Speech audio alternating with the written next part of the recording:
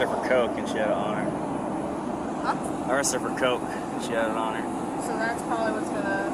So if we get a sniff before she gets taken to the hospital, search her. Alright.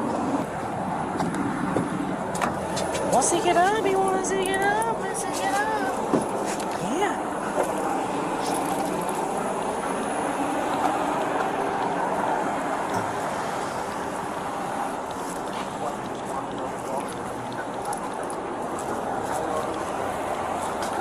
Here. Sit. Wants to get up? Wants to get up? See it?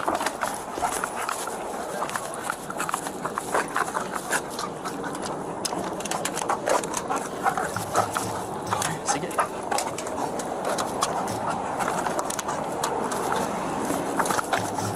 That's a good girl! That's a good girl! That's a good girl!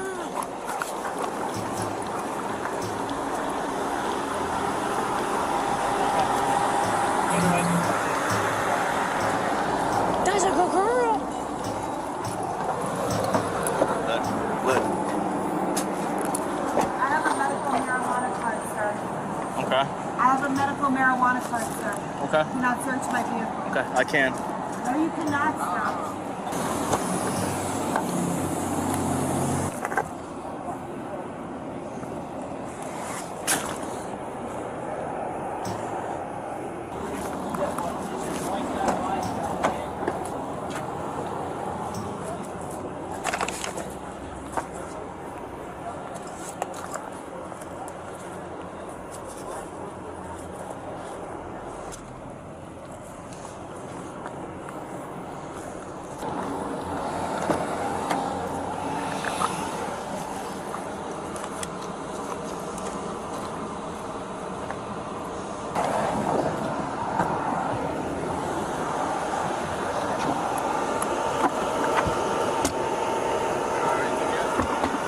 Probably just THC pen.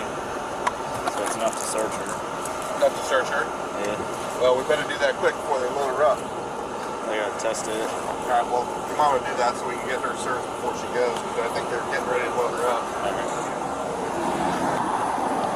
You wanna test it?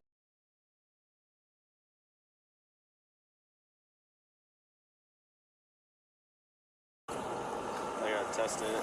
Alright, well, your mom would do that so we can get her searched before she goes, because I think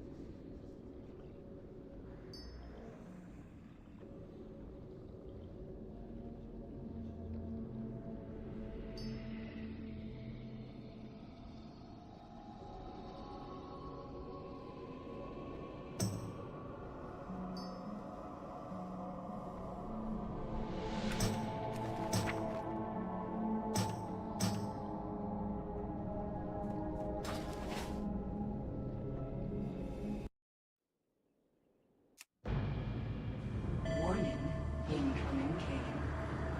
Warning, incoming cane.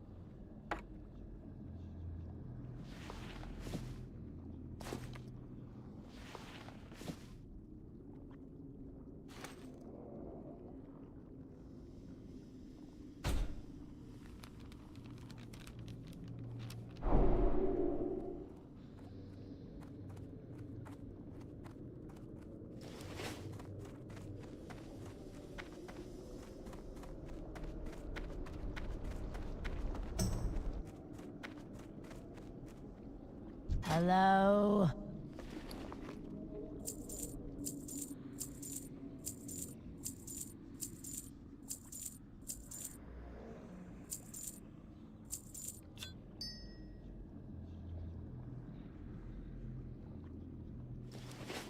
Trust no one.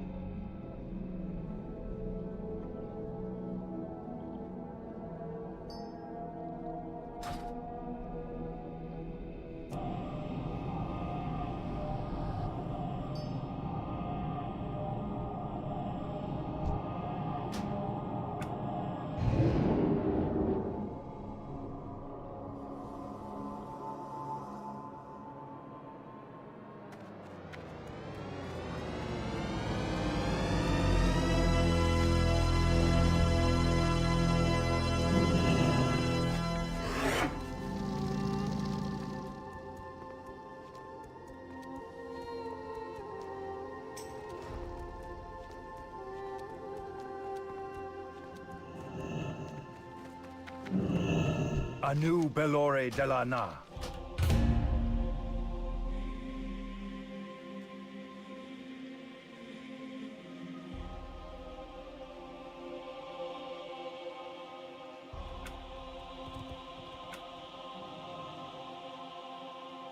Citizens of Dalaran, raise your eyes to the skies and observe. Today our world's destruction has been averted in defiance of our very makers. Algalon, the Observer, Herald of the Titans, has been defeated by our brave comrades in the depths of the Titan city of Ulduar. Algalon was sent here to judge the fate of our world. he found a planet whose races had deviated from the Titan's blueprints. A planet where not everything had gone according to plan. Cold logic deemed our world not worth saving. Cold logic, however, does not account for the power of free will. It's up to each of us to prove this is a world worth saving!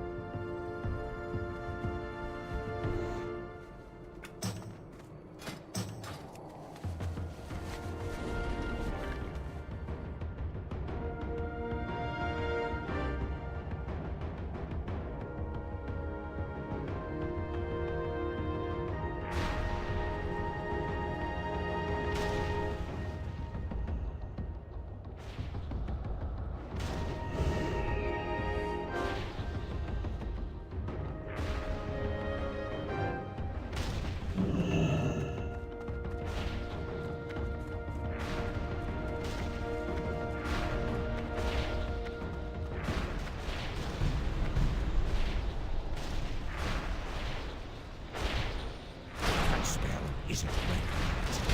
I can't cast that yet. That's still recharging. I can't cast that yet.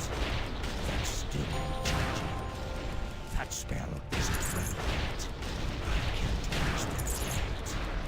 That spell isn't ready yet. That's still recharging. I can't cast that yet. That spell isn't ready yet. That's still recharging. That spell isn't ready yet. That's still recharging. I can't cast that yet. That's still recharging.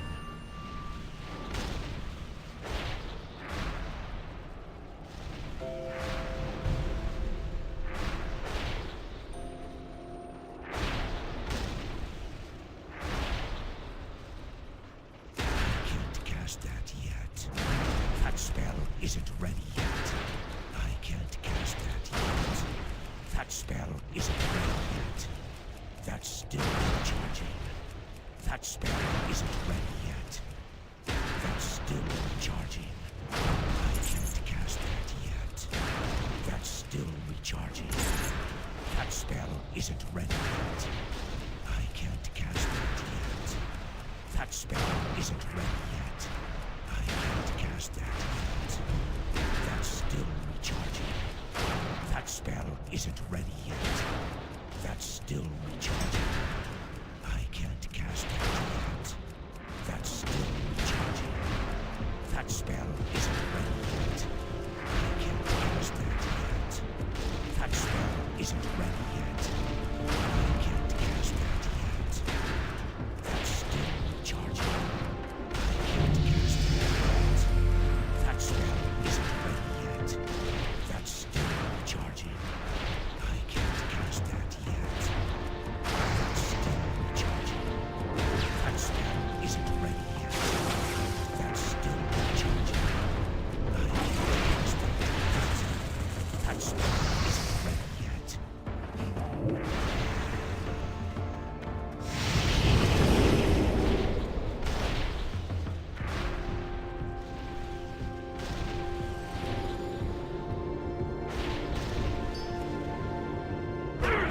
Well,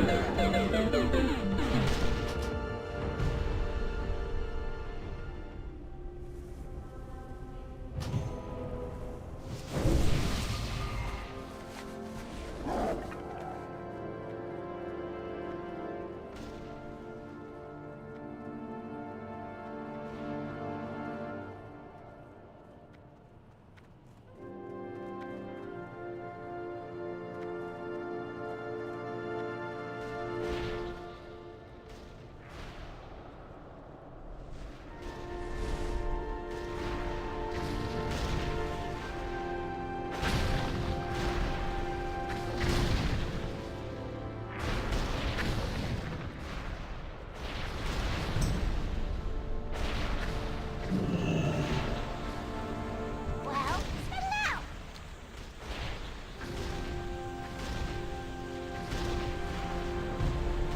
Time is money, friend. Pleasure doing business with ya.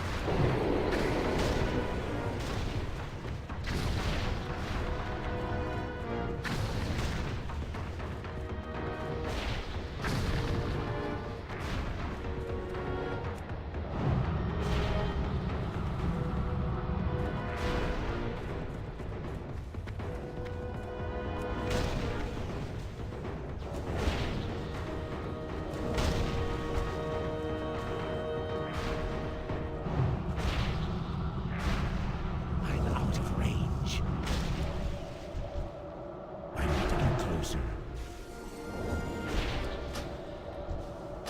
Too far away. Killing spree.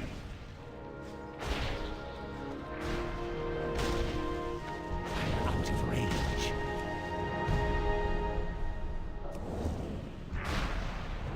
I need to get closer.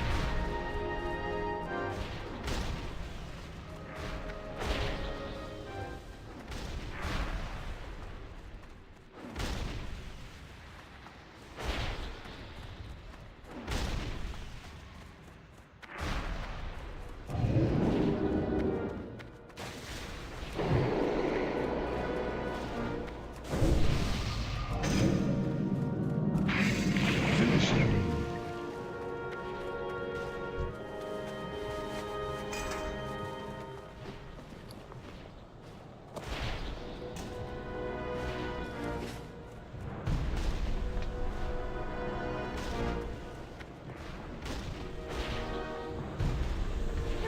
Interesting. Be good.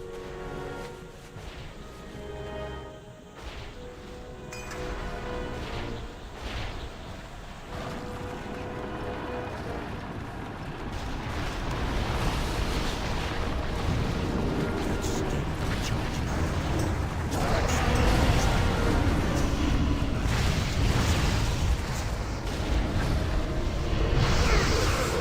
I don't have a target.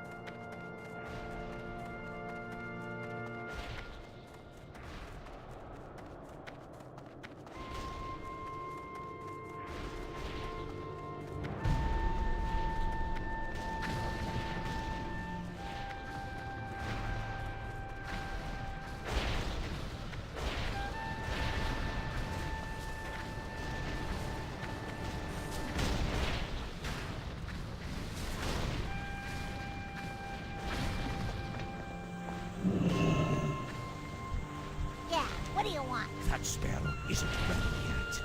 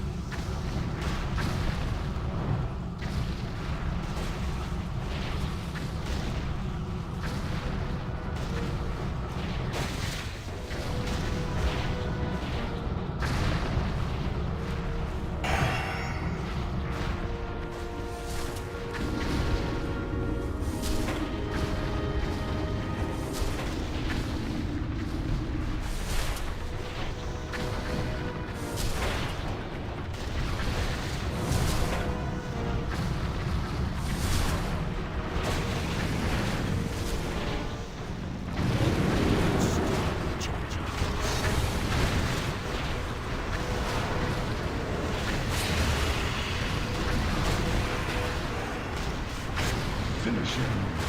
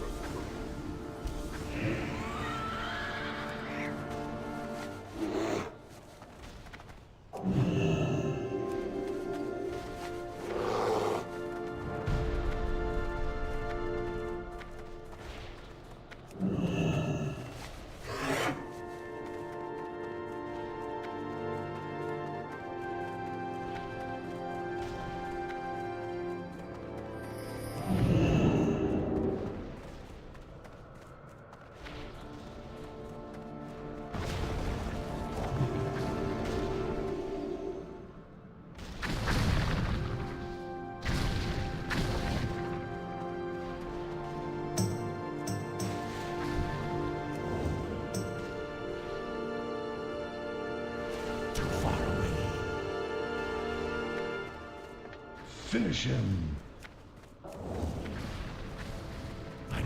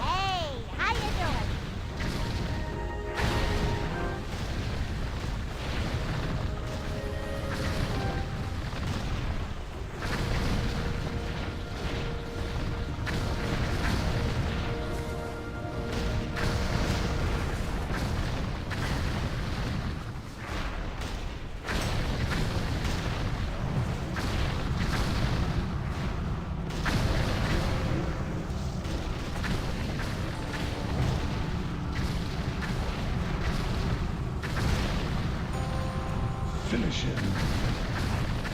Finish him.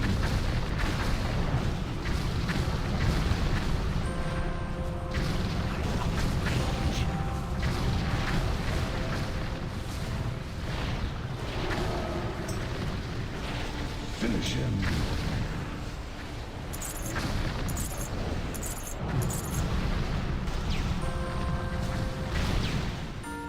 Finish him.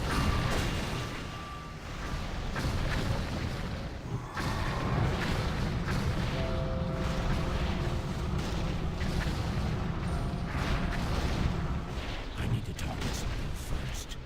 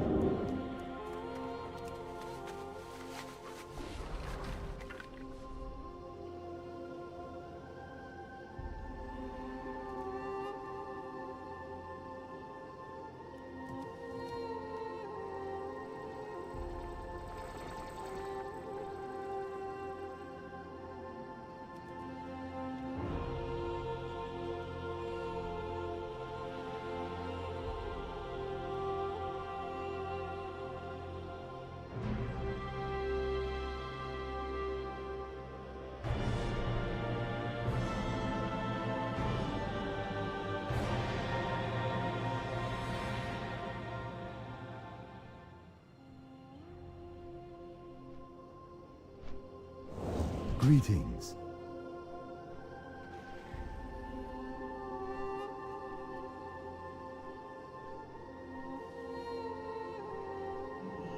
Good luck.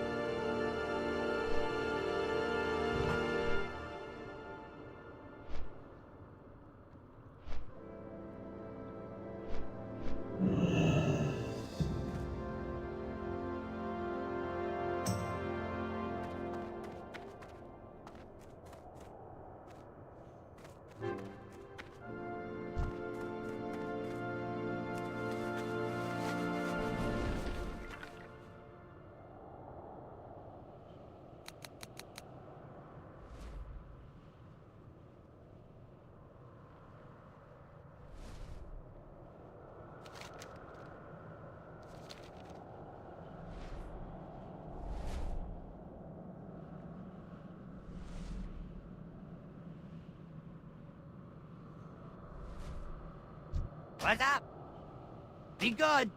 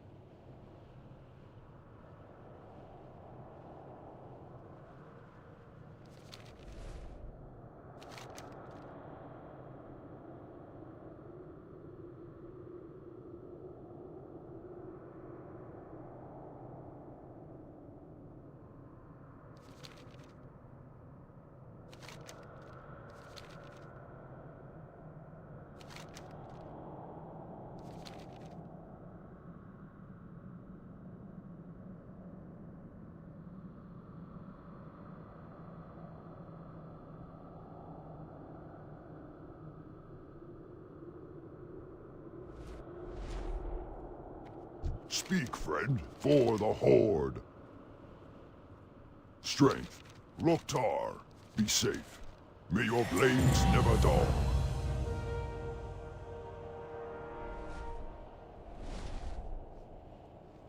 What are you looking for? Strength.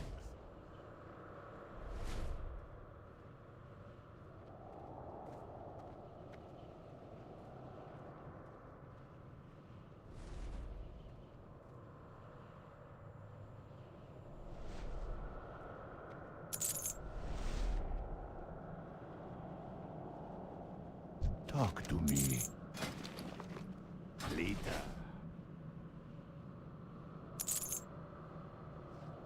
Loktar!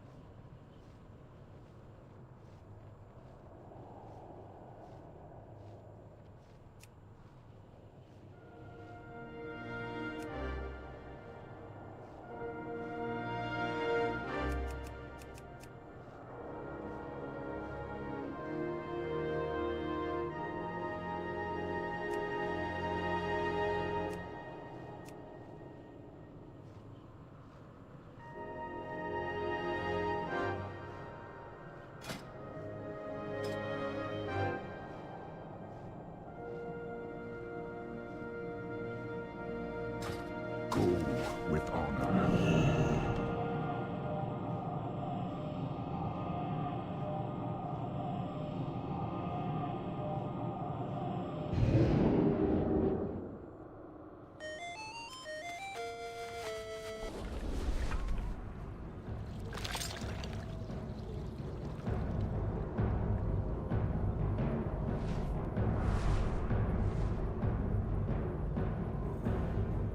What can I help you with?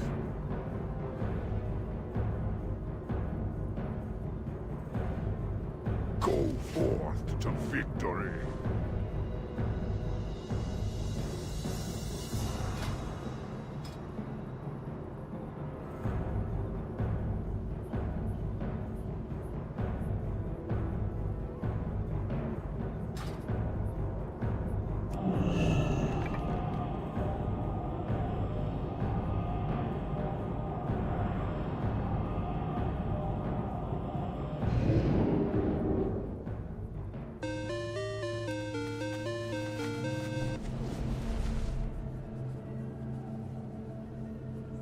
Yes.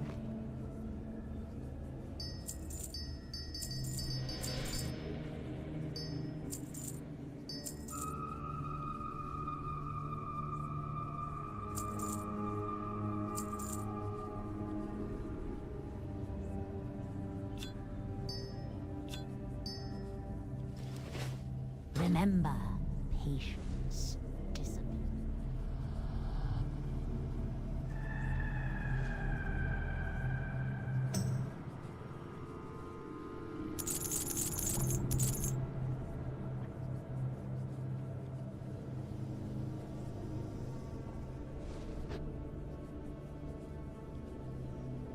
I'm listening.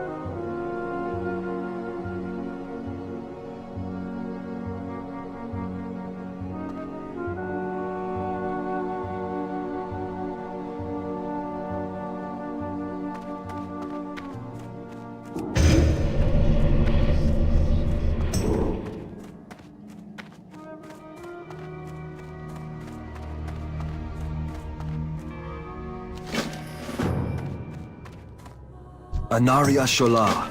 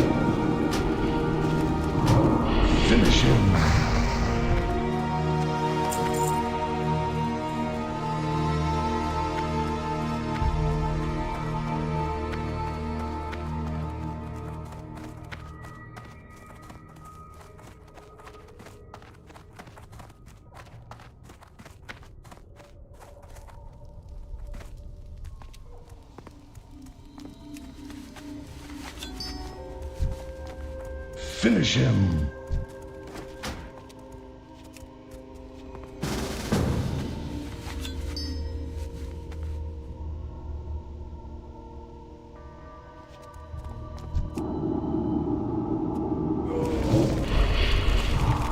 I can't cast that yet.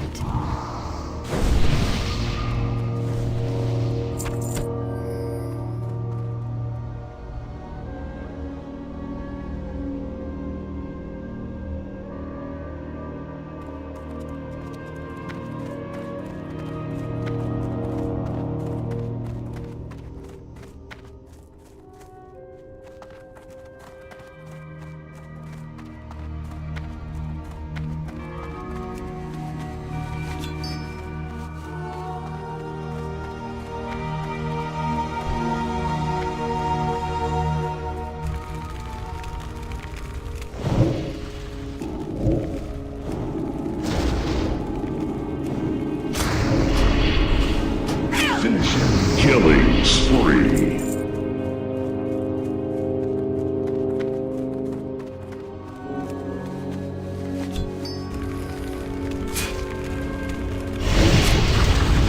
That spell is brilliant.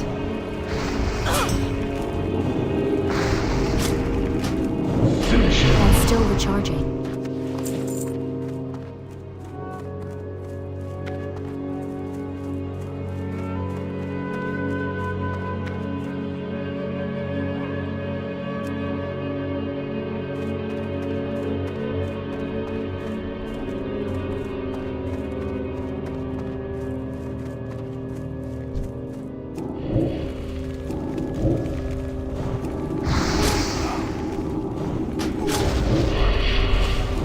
Finish him.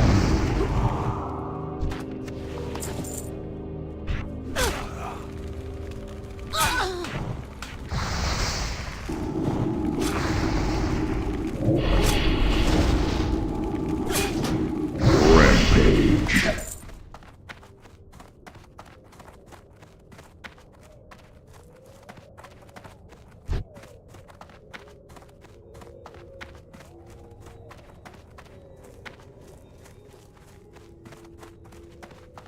Finish him.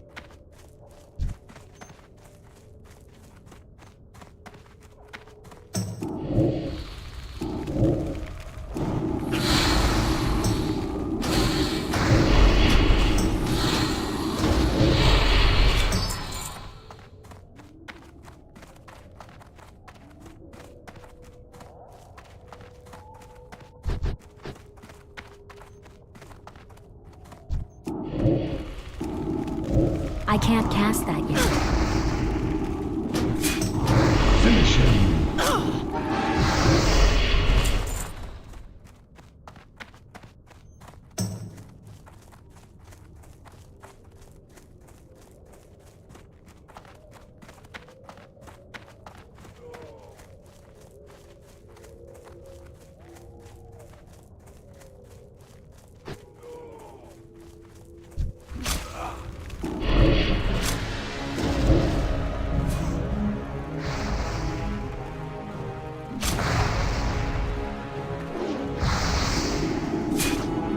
Finish him.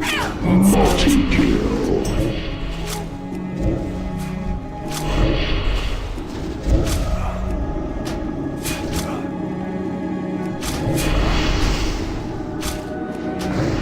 Finish him.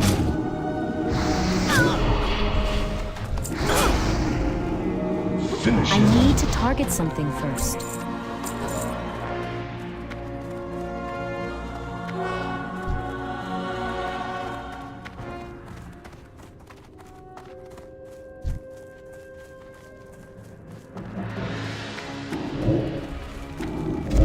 That's still recharging.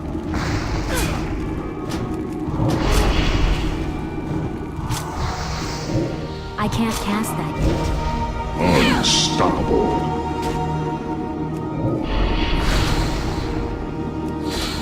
I don't have a target.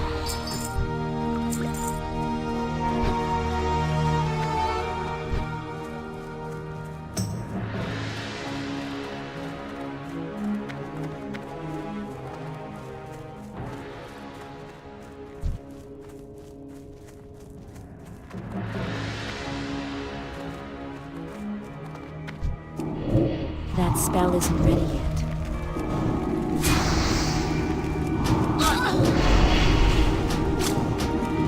That's still recharging. That spell isn't ready yet. That's still recharging. Finish I him. can't cast that yet.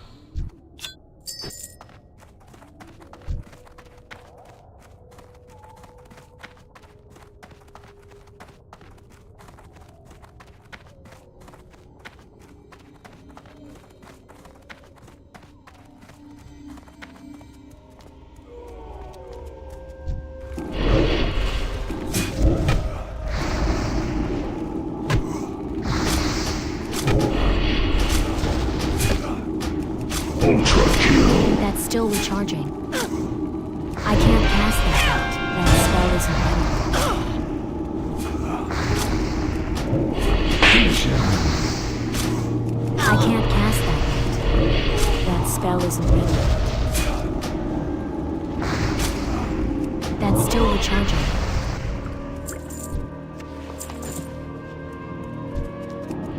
That spell isn't ready yet. I can't cast that yet. That's still recharging. Finish him. I can't cast that yet.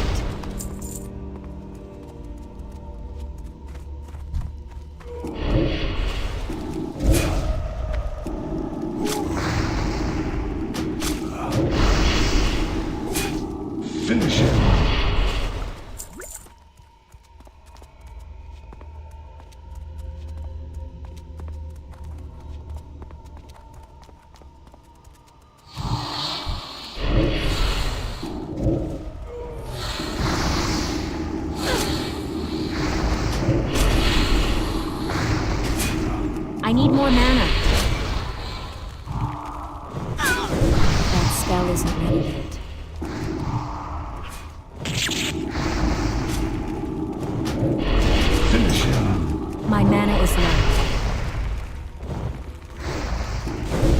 recharging. I can't cast that yet. That's still recharging.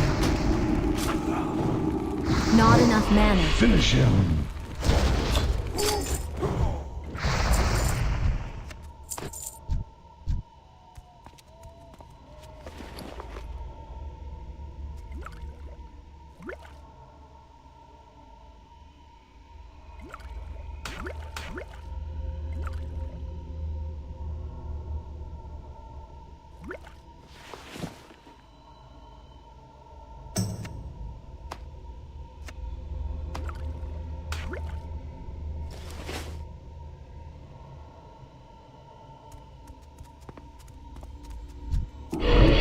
That spell isn't ready yet.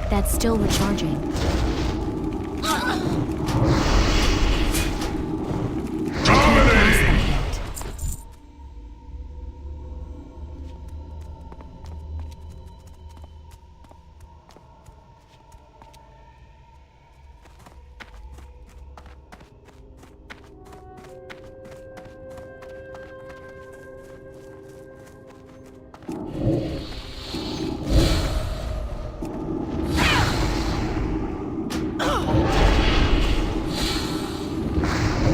Finish him.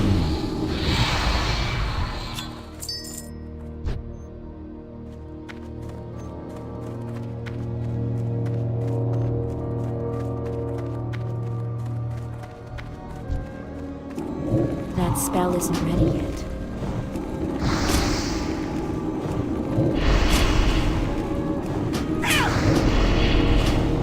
Finish him. That's still recharging. I can't cast that yet. That spell isn't ready yet.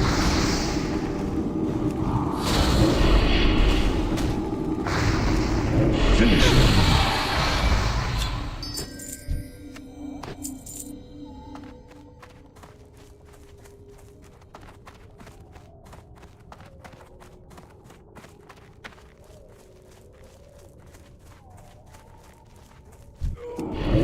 That's still recharging.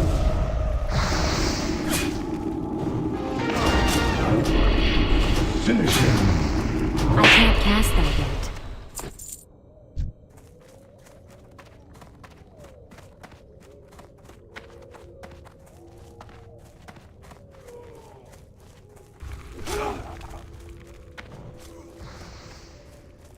Hadouken!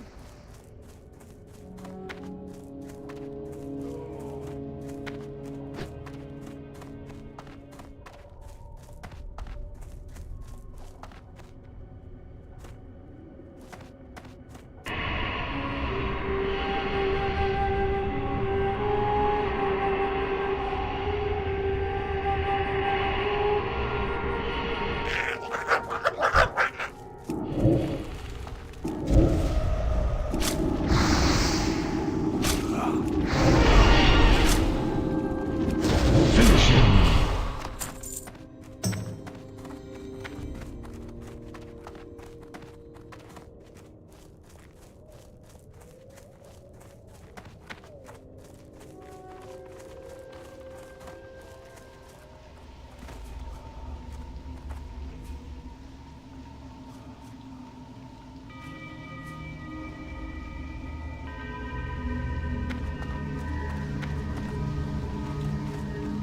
Anaria Shola.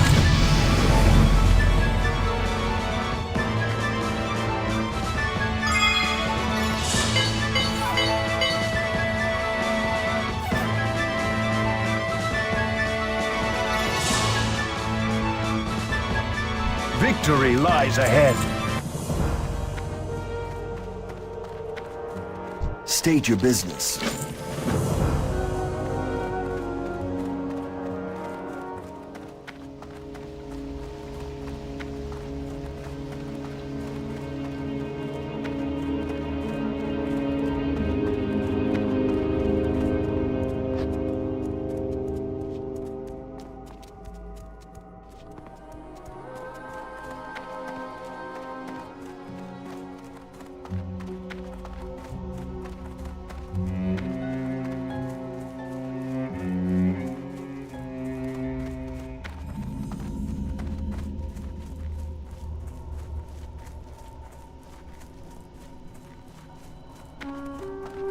The dark times will pass.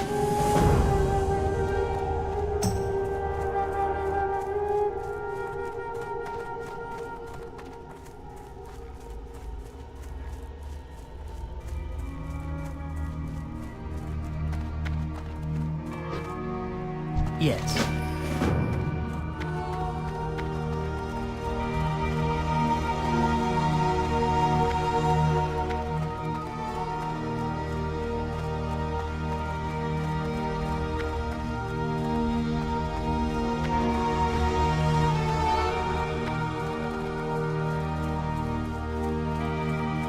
Our enemies will fall.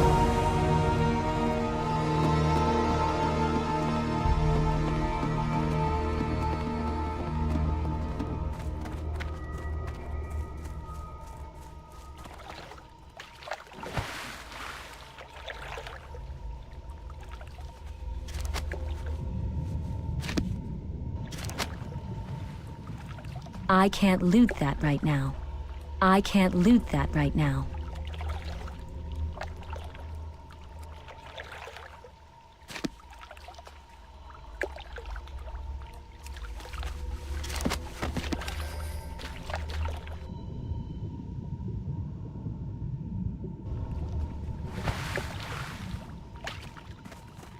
We will persevere.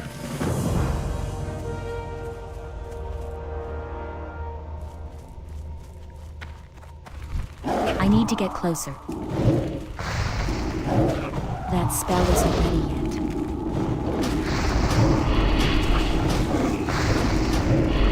Finish him.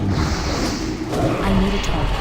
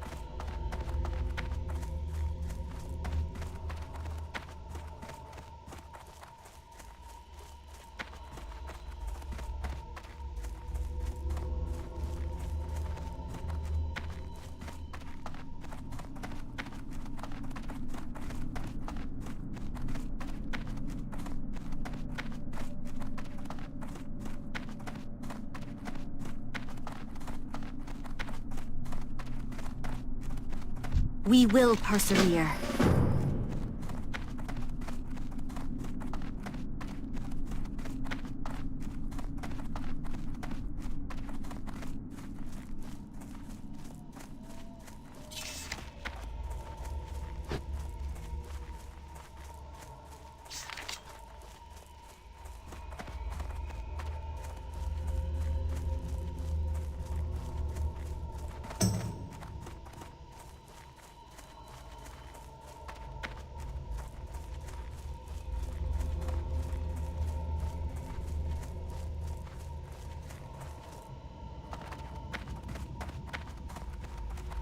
The eternal sun guides us.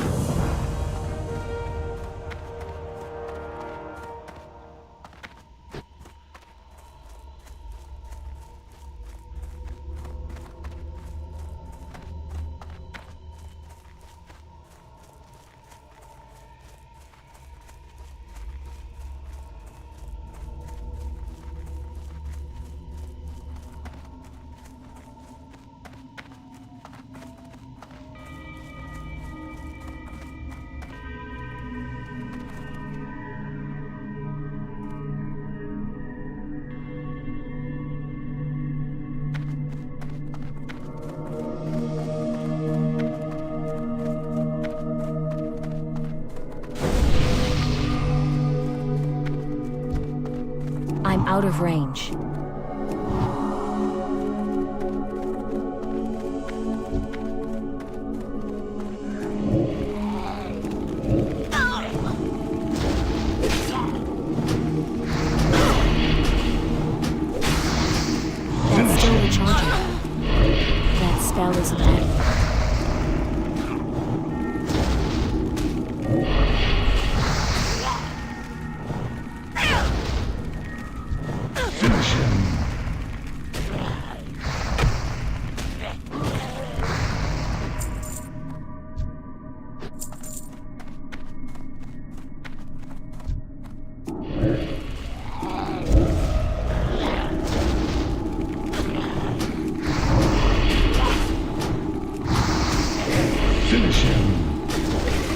I don't have a target. I can't cast that yet. That's still recharging.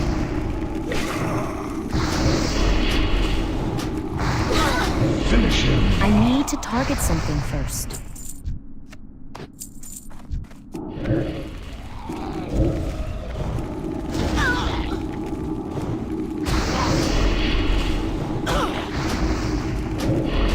Finish him.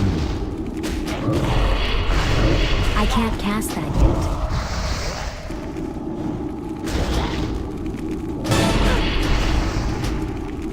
Godlike.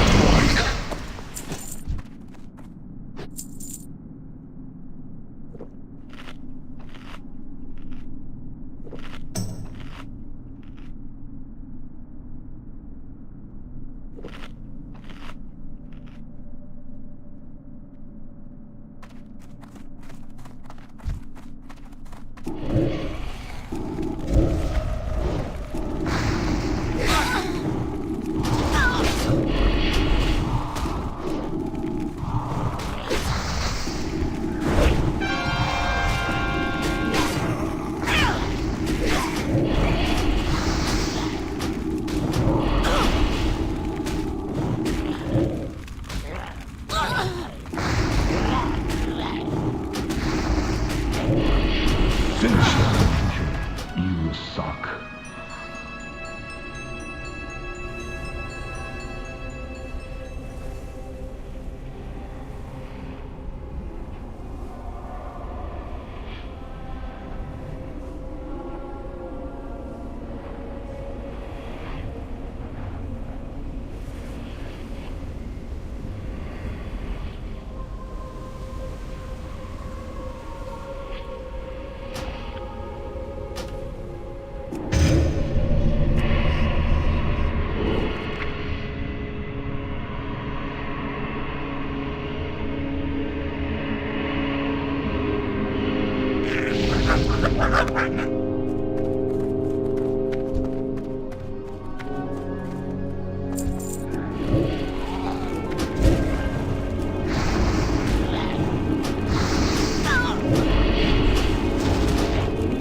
Finish him. I need to target something first.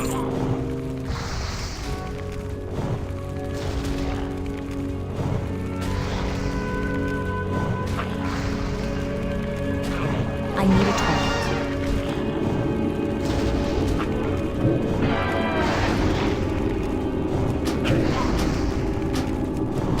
Finish him. I don't have a target.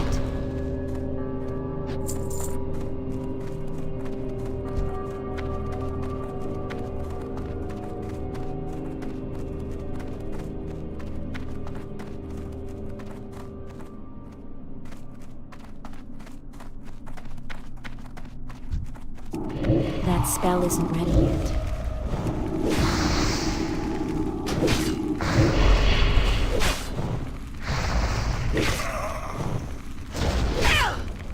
Finish him. Killing spree. That spell isn't ready yet.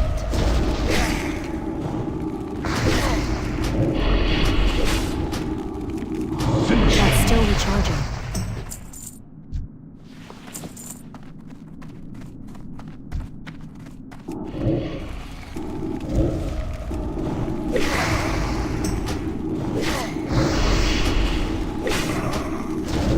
Finish him.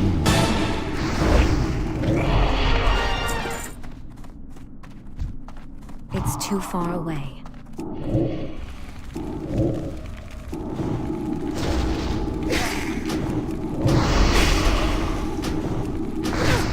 Finish him. I need a target.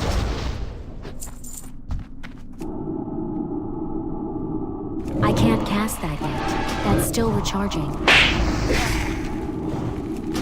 I need more mana. Finish him.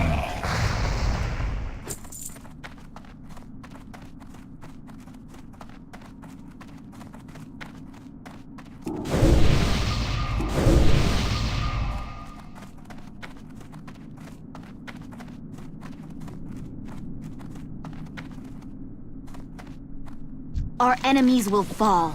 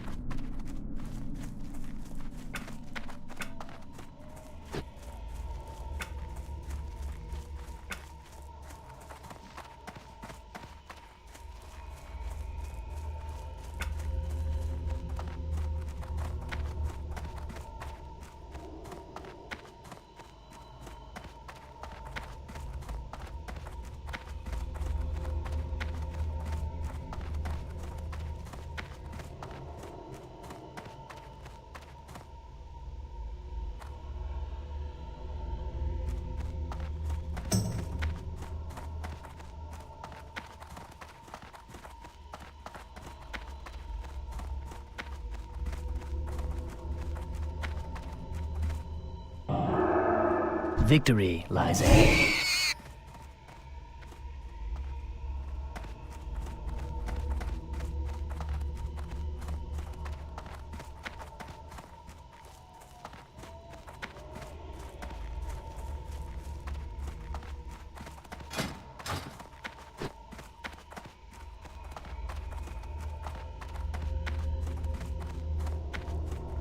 Baladash, Malanori.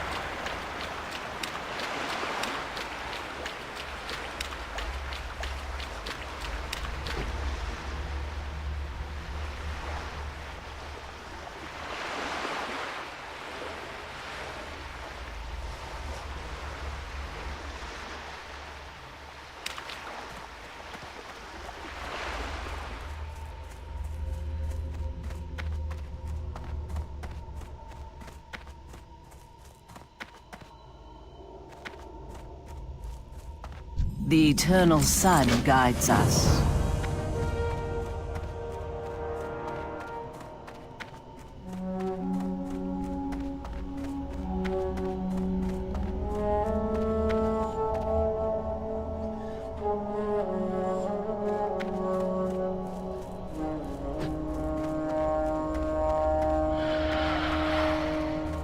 I need to target something first.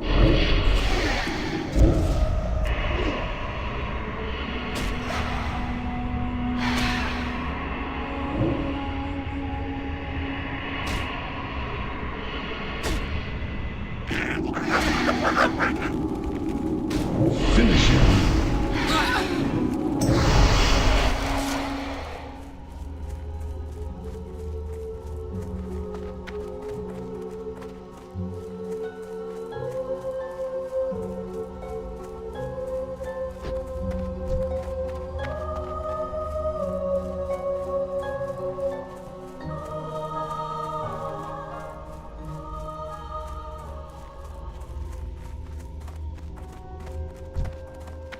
I'm out of range. That spell isn't ready yet.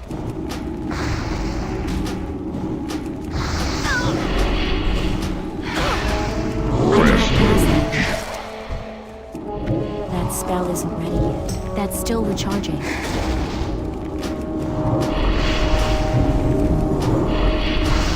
Finish him.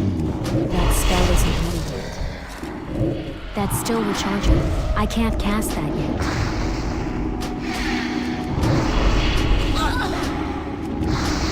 I don't have a target. That's still recharging. That spell isn't ready yet. Finish him. Multi-kill. I can't cast that yet.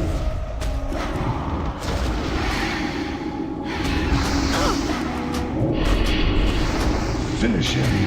My mana is low.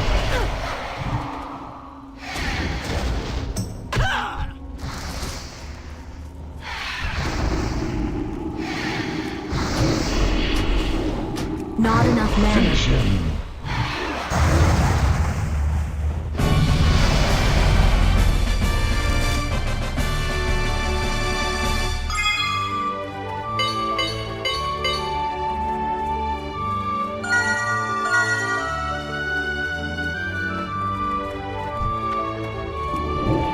That spell isn't ready yet.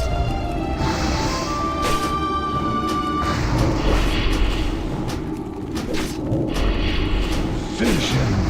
I can't cast that Unstoppable. yet.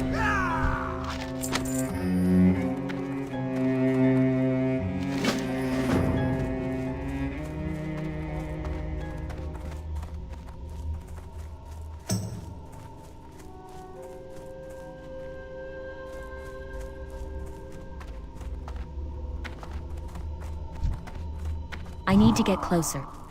That's still recharging.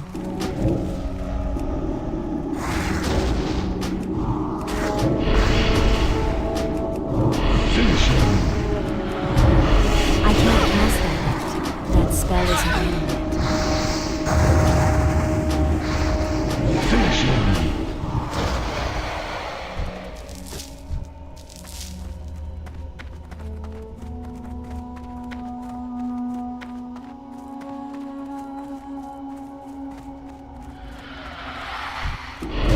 That's still recharging. That spell isn't ready yet. Finish him. I need a target. That's still recharging. I can't cast that yet. That's still recharging.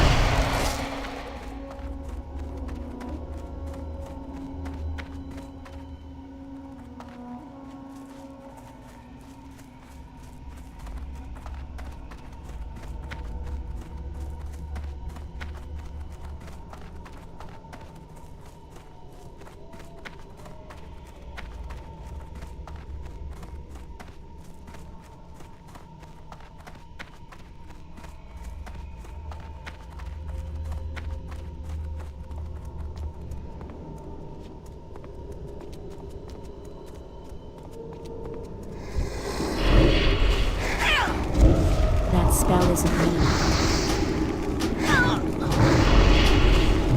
Finish I him. can't cast that yet.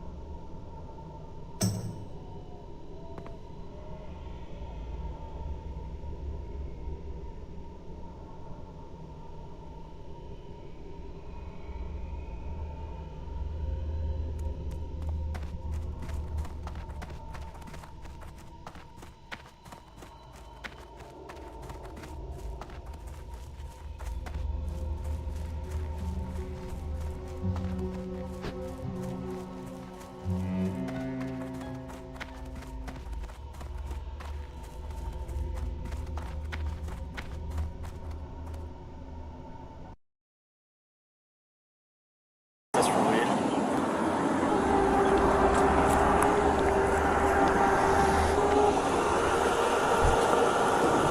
That's still recharging. I can't cast that yet. Finish him. You have grass everywhere. No, I fell. Well, you must have rolled a lot to have fallen. What's that? I don't know. You don't know? Oh my god, what is that? Okay. Oh my god, no, what is Stop. that? Ma'am, Keep sorry. your Yes, hand- ma'am. Stop. Can you hold this? No, not Hey, this. can you call my Freedom. mom, please? With your gloves. My phone's right here. Hands on your back. Yes, sir.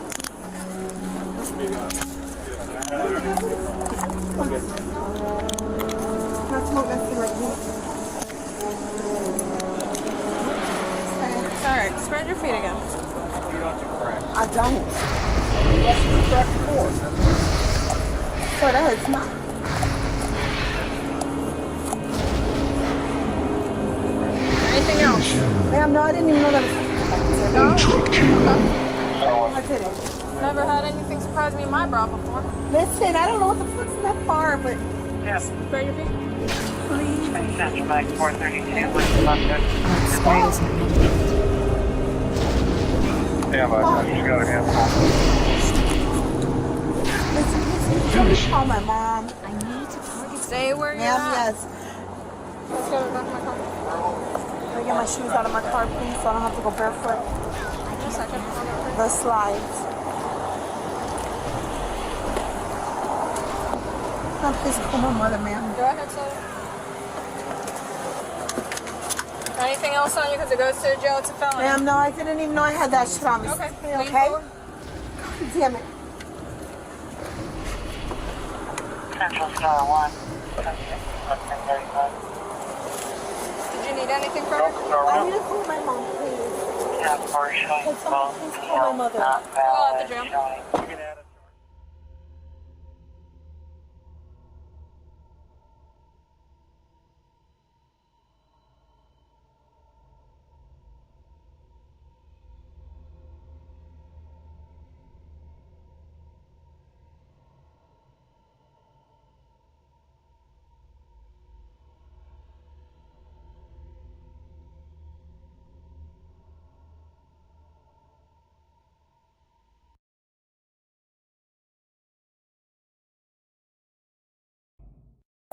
On the evening of April 14th, 2009, in the city of Pinellas Park, Florida, USA, Rachel Wade desperately awaited the arrival of her ex-boyfriend and occasional lover, Joshua Camacho.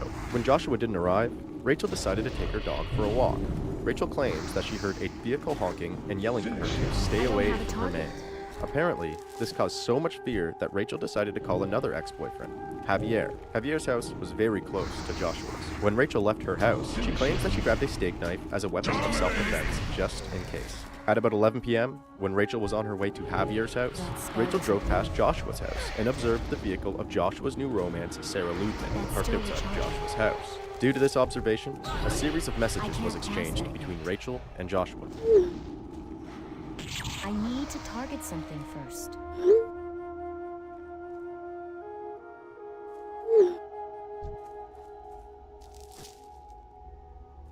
At about 12 a.m., Joshua's sister asked Sarah for a ride to McDonald's. Along the way to McDonald's, Sarah recognized a friend named Ashley stopped at a stop sign. Sarah rolled down her window to say hi, and Ashley quickly noticed that Sarah seemed unhappy and enraged. After Sarah mentioned the text between Rachel and Joshua, Ashley then went on to tell Sarah that she noticed that Rachel was at Javier's house, which was not far from Joshua's. Sarah then decided to confront Rachel and began driving towards Javier's house. During the drive over, Rachel and Sarah exchanged messages. Rachel then called Sarah and repeatedly screams, "I'm going to kill you, you and your Mexican boyfriend." These threats hardly seem to even faze Sarah, which is likely due to the history of this aggressive love triangle. Just 8 months earlier, on August 29th, 2008, Sarah received strikingly similar threats on her voicemail. That's still recharging. Please tell me, Sarah, why you would be dumb enough to put a brand new picture of you and Josh at the beach. That spell is Seriously, I told you to watch your back and not to chill with him. Now you're out of mind, and I'm guaranteeing you I'm gonna murder you. I'm letting you know that now, because you know what? Josh might have played me, but bitch, I'm gonna play your ass out too. Watch. You're a fat bitch, and I'm gonna kill you. I swear on my life. Watch out your window when I get off work tonight, you dumb bitch. End of message. Next message.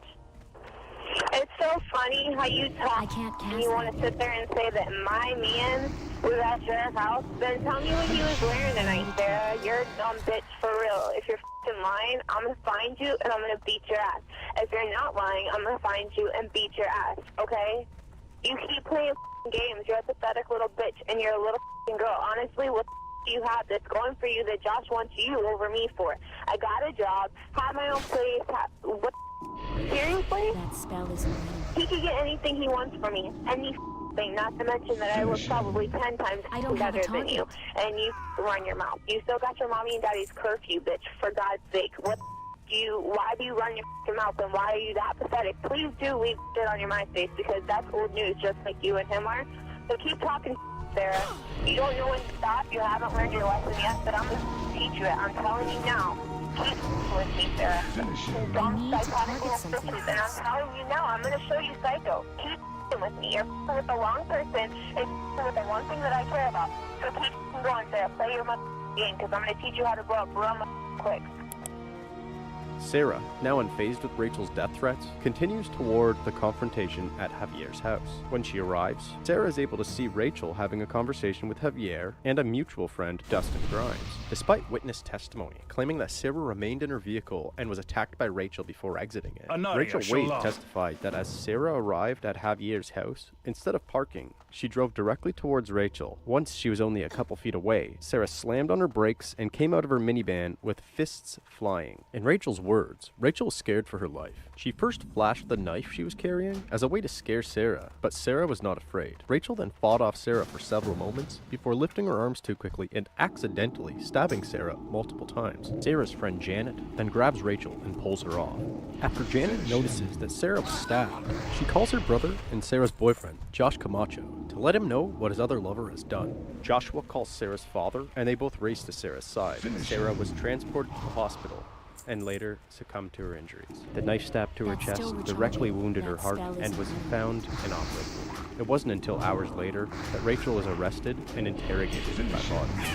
As previously alluded to, Rachel's story does not seem to match that of several witness statements. This interrogation is Rachel's story. When you had it with you had it in the car with you, right? And you drove over to Javier's house. Why did you have it with you? Because they were going to find my car and follow me. He was threatening to kill me. So are you telling me that you had it for some form of protection? No, because I know they're going to kill me. I know Josh's family. Josh has hit me before. Josh's brother has hit me before. At this point, Rachel is currently unaware of the extent of Sarah's injuries, and she likely believes that Sarah is still alive. This belief may drastically alter her perception of her potential consequences, thus leading her to openly speak about the confrontation without an attorney present. Also, despite being aggressively in love with Joshua, it quickly appears that Rachel immediately decided to paint herself as a battered and trapped victim in this situation, throwing not only the man that she stabbed Sarah for, but also his entire family under the bus as a way to hopefully protect herself. This has all happened within the first 21 seconds of this interrogation video. Do you have a gun or anything else? Okay, so that was your form of protection. Okay, so when you got in the car tonight to go over to their house, you had it in your hand. All right, you brought it with you. When you were arguing with Josh, you had it, is that right? Okay, and did they tell you to put it away? Javier and Dustin didn't? No, Javier asked who I had it, and he said, do you really think I told him it's still, That's still recharging. I can't gas that. It's go away. Right. And he was like, because I guess Josh has come to his house with a gun before. He said that what they're so scared of it wasn't going to do anything to them, and I ended the conversation. He said, you know, we're not going to stop at anything. And I had it out when Sarah got there, hoping that she would just like walk away from me or see it and think that I was actually going to do something, and they both came after me. All right, Rachel, walk me through it. You're sitting there, they pull up, Sarah gets out, you go out to the street where she's at, okay? She's right in front of the car, okay? To the front of her car. What happened when you encountered her? She just started screaming at me, and she laughed at me and said I wasn't going to do anything, and then she realized that I had a knife, and she kind of backed up, and she started swinging on me anyways, and I just... When you say she started swinging on you, what was she doing? She started touching me and my face. Flailing at you? Yeah. Punching? And then I saw Janet coming around. And where were you holding the knife at the time? I just had it out to the side, and then I saw Janet coming at me, and I saw the other girl come around the back end of the car. And they were all screaming at me, and Janet was telling me that I was crazy and I wasn't going to do anything, and then, like, she said that she wished I would stab her. Who said that? Janet. Said, I wish you'd stab me? Yeah, she said, I bet you won't stab me, I wish you would. And when Sarah was hitting me, I went to hit her, and I really did not mean to stab her. That's still recharging. That spell isn't ready. That bitch, and I'm going to kill you. I swear on my life.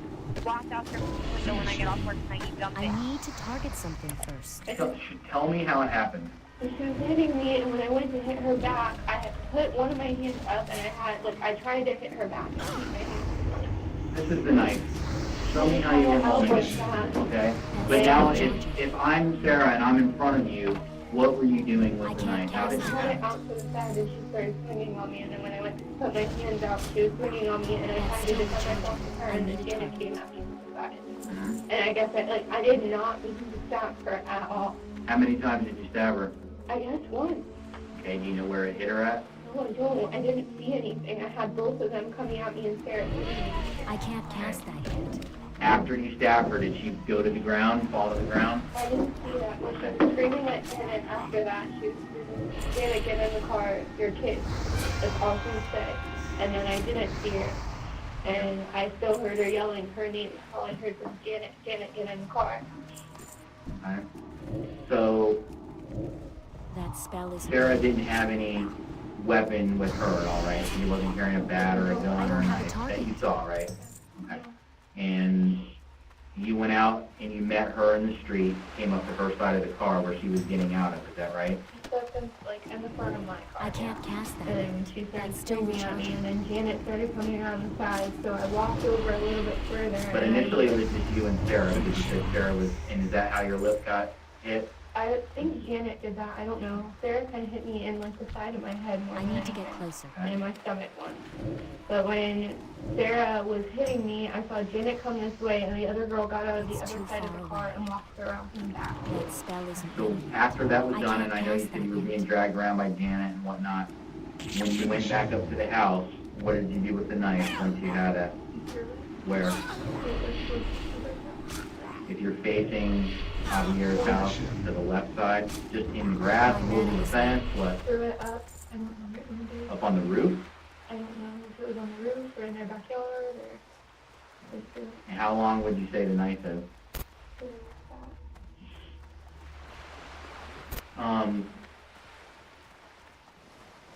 Then you went up and sat on the porch.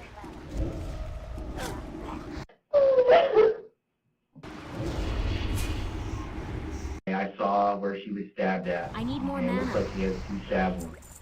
Alright? The next piece of information that you need to know is that she is dead. I'm out of range. Oh, God. She died as a result of these stab wounds that she had at Northside Hospital. I didn't know what anything of this happened. I just wanted them to finally leave me alone. All this over Josh? I just didn't want them to terrorize me anymore. They follow me everywhere. They come to my job. They come to my house. They She's not going to follow you anymore. She's dead now. Oh, God.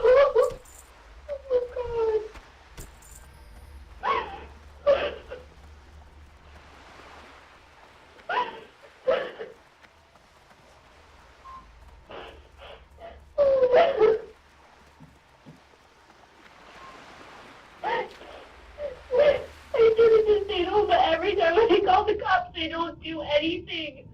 They don't. They tell me that they have to have physical proof of them injuring me or something. Well, here's the deal. We have to work with what the law says. Following this interrogation, Rachel Wade was formally charged with second-degree murder. She was immediately booked into the Pinellas County Jail on a bond of $500,000. Rachel's trial began on July 20th, 2010. The prosecution blamed the hostile escalation of this love triangle as the motivating factor behind the murders of Sarah Ludman. They went on to present several occasions of which Rachel had threatened Sarah via social media, text messages, and voice messages. They also went on to present several witness statements that all seemed to counter Rachel's claims. Joshua Camacho, Janet Camacho, one unnamed friend, and Dustin Grimes were all witnesses who testified on behalf of the prosecution. This is their story. After stopping at the stop sign and having Sarah's friend Ashley advise her that Rachel is at Javier's house, Sarah continued on her way towards Javier's house. When she arrived, all 3 occupants of Sarah's van could see that Rachel, Javier, and Dustin were waiting on Javier's front lawn, near the front of Rachel's enemies car. will fall. Sarah stopped the van slowly, approximately 10 feet away from Rachel's vehicle. Before being able to fully remove her keys from the ignition and exit through her door, Rachel had already crossed in front of Sarah's stopped van and walked all the way around to Sarah's door. As Sarah was sliding off her seat to step out, Rachel began swinging on her. When Janet noticed the fight break out, she quickly exited her side of the vehicle and takes off her sandal to attempt to knock the knife out of Rachel's hand. Before Janet could actually confront Rachel, she could hear Rachel laughing and yelling profanities about Sarah and Josh. Janet then began to swat at Rachel and started to pull her hair, until Rachel started to repeatedly yell, "I'm done." Once Janet began to retreat to the vehicle, she noticed her unnamed friend sitting by Sarah's body, laying on the road. Janet is then advised of the stabbing and immediately freaks out and attacks Rachel again. Rachel, still holding the knife, does not fight back against Janet, so Janet retreats again. During testimony, Janet stated that Sarah had already begun foaming at the mouth by the time that she got to her. That's still recharging. Tell the jury what you saw. That spell isn't ready. Sarah's on the floor, I can't cast And I see on the it. floor, Not enough mana. the road, or do you mean on the floor of the car? No, she was on the road. Where was She was with Sarah the whole time. Now you mentioned at this point, Sarah's actually foaming at her mouth. When you describe Sarah as one of the family, a close friend, I imagine we see something like that, it's gonna affect you. Am I right? Yes. Glory to What the do you do once you Sin realize Door. your close friend, part of your family, has been stabbed and is on the ground? Your gold is welcome here. I approached Rachel Anubulore Delana. and told The her reckoning that she is has at hand. like, are you serious? You actually stabbed her? I approached her. Well, tell me this. As you're approaching Rachel, are you yelling? Yes. As you yell at Rachel, are you serious? You stabbed her. Objection. Counsel testifying and leaving. Thank you. As you're approaching Rachel and you yell at her, are you serious? You stabbed her. Tell the jury Rachel Wade's reaction to that comment. She said she didn't care. She started laughing and turned around and was walking up to Javier's house. She immediately called Joshua and the police. Following these moments, Rachel was witnessed laughing as she threw the murder weapon over Javier's fence.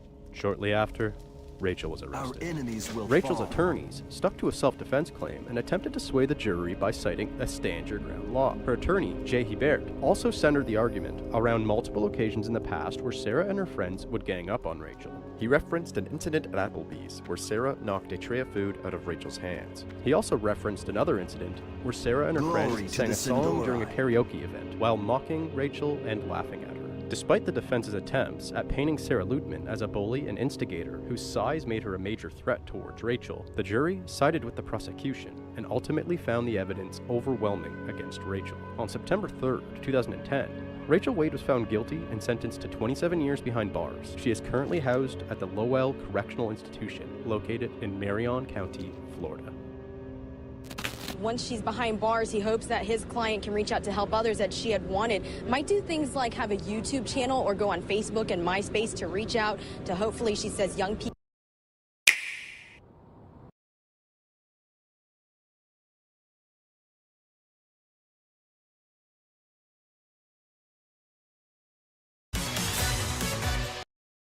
To anything in its reign. A vampire killing franchise that inspired it, and loads of secrets. It'll sing its facts into you after just one round. The most common way we've heard vampire survivors described is a bullet hell, where you are the bullet hell. But that's only half of the story. You start each level with one attack. They vary from classic stuff you'd expect from a Castlevania game like Whip, a cross-shaped boomerang, or throwing axe, but there's also more goofy stuff like an aroma of garlic or giant minecarts.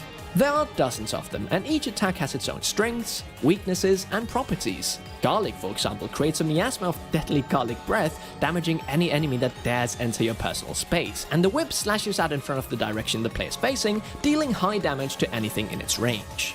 Every attack also has a cooldown, but instead of deciding when to throw them out into the horde of Castlevania-inspired enemies, they all shoot out automatically. Most of the gameplay loop here is then dealing with an attack's specific strengths and weaknesses, while learning to twist them into the most efficient tools to quell with the onslaught of monsters, all navigated with the left stick or via the touchscreen, which mirrors the touch input of the mobile version. The monsters on the receiving end of your attacks approach from all angles at all speeds. Some pop out of the ground and hurl magic attacks at you, others just run at you with reckless abandon. All but one are killable, and they die with a satisfying. And as they die, they drop experience points that you can use to level up and get new attacks, power-ups, or potentially even discover new combinations that unlock new abilities for your attacks. Without revealing any of the game's many secrets, some combinations unlock powered-up versions of an attack with no cooldown. Others might add vampiric health-stealing attributes or a second hit to an attack. This combination is just one example of the internal life out.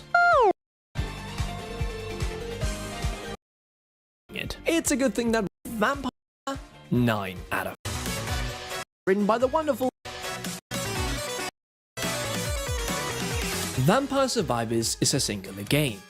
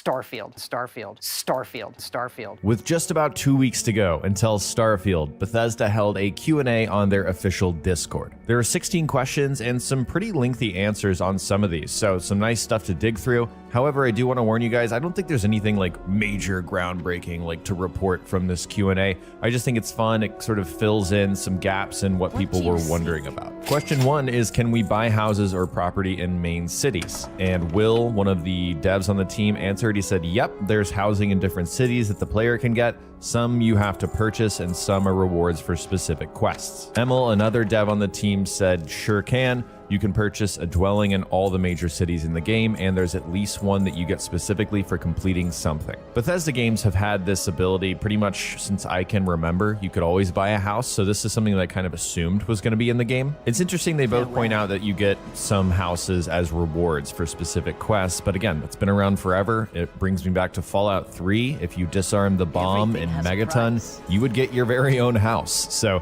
this is not anything new, just kind of nice to know. Question 2, if we get the kid stuff trait, will our parents be generated based on our character's look, or are there standard parents put in place, and what benefits might there be? Will says our programmers on our new face tech were excited to make a function that could try to match your custom face and then create the two parents. So they are based on what your character looks like, although the specific math involved is a bit beyond me. We had similar tech in our previous games. Emil says, yes, totally. Just as we did in Fallout 3 with your dad and in Fallout 4 with your son, in Starfield, if you take the kid stuff trait, your parents are based off of you. No spoilers, but I think fans will really appreciate the actors we got to play those roles, and they just get so into it, it's awesome. Oh, and yeah, you can get stuff. If you remember, kid stuff is a trait you pick when you're creating your character, and it's your parents are alive and well, and you can visit them at their home, but you will automatically send 2% of your credits home to them every week. I'm definitely curious about the benefits. They didn't really answer that. They just said you get stuff. Who knows what Emil is talking about there. Question 3, for those of us who have never played a BGS game and will be starting with Starfield, what information should we know that will make the experience more impactful right from the start? And also, how deep should we go into creating our character's backstory before we start the game? Emil says we always make our games for fans both old and new, so you can jump in without ever having played a Bethesda title before. Will says while we do start you off in the same spot, what happened to you before the game starts is totally up to you and your headcanon. Emil says, but we like to look at it less as playing a game and more about living in the universe we created. So settle in, go at your own pace, and pretty soon you'll learn all the systems and be adventuring through the settled systems the way you choose. Will says there's a trait and background system that will let you specify more about yourself, but you can also select an anonymous background and no traits if you want. In terms of if you've never played a BGS game before, try anything. We're a simulation as well as a role-playing game, so we try to support the player doing what they want as much as we can. Emil says, as for going into a character's backstory, that's entirely up to you. I'm all about that headcanon. For example, my latest character is a working schlub named Mitch Dombrowski. He's a husky, good-natured space trucker, and while he'll do whatever he needs to defend himself, he'll never shoot first. He's like Han Solo's sweeter older brother. And yes, there are traits and backgrounds that support that kind of thing. So far, we've seen 16 different backgrounds and 17 different traits. So from what we know, Long Hauler is one of the backgrounds, and that makes perfect sense for a space trucker to have that background. There's not much else to add here. It just sounds like they're describing a Bethesda game. You get to bring whatever you want to bring into it, and you go from there. Question 4, how will the smuggling cargo system work? Can we hide it somewhere on the ship and sell it for more currency later? Will says certain items are considered contraband, and you'll need to smuggle them past security ships that are in orbit of major settlements. Emil says there are specific items that are considered contraband, meaning they're pretty much illegal everywhere. And yes, you can hide them using special ship modules you can purchase. So you don't get caught with those harvested organs. The economy is fixed, but prices of bought and sold goods can change based on the skills you choose. The contraband question was something I was wondering about, and this sort of makes sense to me. You kind of have to save up for that special ship thing that'll allow you to sneak it past the security. It's fun to know that that's just not like a flavor text thing, though. Like you actually, this is a gameplay mechanic. If you want to run contraband, you have to invest in it in order to be able to do it. Now, the final thing about the economy being fixed is interesting, because this is exactly how Bethesda games have always been. I think some people were sort of wish casting that things would be different, that they would go a little more in depth here. Personally, this doesn't bother me. I don't need to like affect the market. I feel like Starfield is doing plenty of other different things for me to get invested in. Question 5, will there be a jail system if we committed crimes? Will says yes, you can elect to go to jail or pay a fine when you're arrested, or even resist arrest and try to escape. Emil says, yep, the settle system is more like Skyrim than Fallout 4's Commonwealth in that regard. You bunch of criminals. There's civilization, there's government, and there are laws, and in a couple of cases, we actually explore the themes of crime and punishment in our futuristic universe. This is something, if you played a BGS game, you obviously expected. It's been in every single one of them. I did always prefer the way Skyrim felt, you know, being in a society, whereas Fallout is just lawless anarchy. I feel like it provides for more interesting outcomes, so I'm curious to know what Emil is referring to about, you know, futuristic crime and punishment. Question 6, will time pass when not in the game? For example, will my trade routes, outposts, and mining operations continue to produce, or does that only occur while actively playing? Emil says the sim only runs when you're actively playing, no sleeping on the job. And then Will says only when actively playing. Pretty simple here. I like this. I don't like when there's real world timers. A game that did that recently was Mass Effect Andromeda. God, that was 6 years ago. But there were like some Apex missions where you would run it and it sort of was connected online. And that kind of always brought me out of the immersive part of the game. And I feel like that doesn't make any sense for a Bethesda game. So I'm glad they're not doing it, but I didn't really expect it anyway. Question 7, can you be a double agent in the game? For example, if you join the United Colonies, can you also join the Crimson Fleet and give the United Colonies information? And what factions have that feature if they do? Will says all of the playable factions can be completed independently. Emil says, ha, that is exactly what you can do. Infiltrate the Crimson Fleet for UC Sysdef. It's specific to that questline. Will says the Crimson Fleet storyline does feature you being an undercover agent inside the fleet on behalf of UC Sysdef, a specific military branch of the United Colonies, but whether you betray the fleet or UC Sysdef is a choice you will get to make. Emil says, in the studio, I have been half-jokingly accused of referencing movies that some folks have never seen because I'm old. So with this particular plotline, the inspiration was very much the movie Donnie Brasco, which is the true story of an FBI agent who infiltrates the mafia. How far will you go? So there's a lot of cool stuff here. First off, what Will said, all of the factions, you can do all of their quest lines and missions independently, which is great in my opinion. It's just like Skyrim. So in Skyrim, you could become, you could finish the Dark Brotherhood. You could finish the Mages Guild at the College of Winterhold. You could do all these very different separate things that felt like their own little story arcs. To me, it sounds like sort of Constellation searching for the artifact. That's probably the main story. And then the sort of side story is the political conflict going on, which again, sounds very much like Skyrim to me. Bethesda games, for the most part, have had these situations where you get to pretend to be someone else and sort of infiltrate behind enemy lines, and it's nice to see that that's coming back. Those are some of my, most memorable quests that I can remember. Question 8, depending on traits selected during character creation, will it at all be possible to play through the game in a pacifist mode? For example, without killing anyone or even potentially anything. Will says, I can't guarantee every mission can be completed in pacifist mode, but we do have a couple of systems that will help. Emil says, so we talked about this very early on in pre-production, whether or not we would fully support a non-lethal playthrough. We realized that for various reasons, that wasn't totally feasible. Will goes on, one system is our speech challenge game where you can persuade someone to do something like not fight you. Emil says, now that being said, there are some good non-lethal options, whether through dialogue or by using a non-lethal weapon.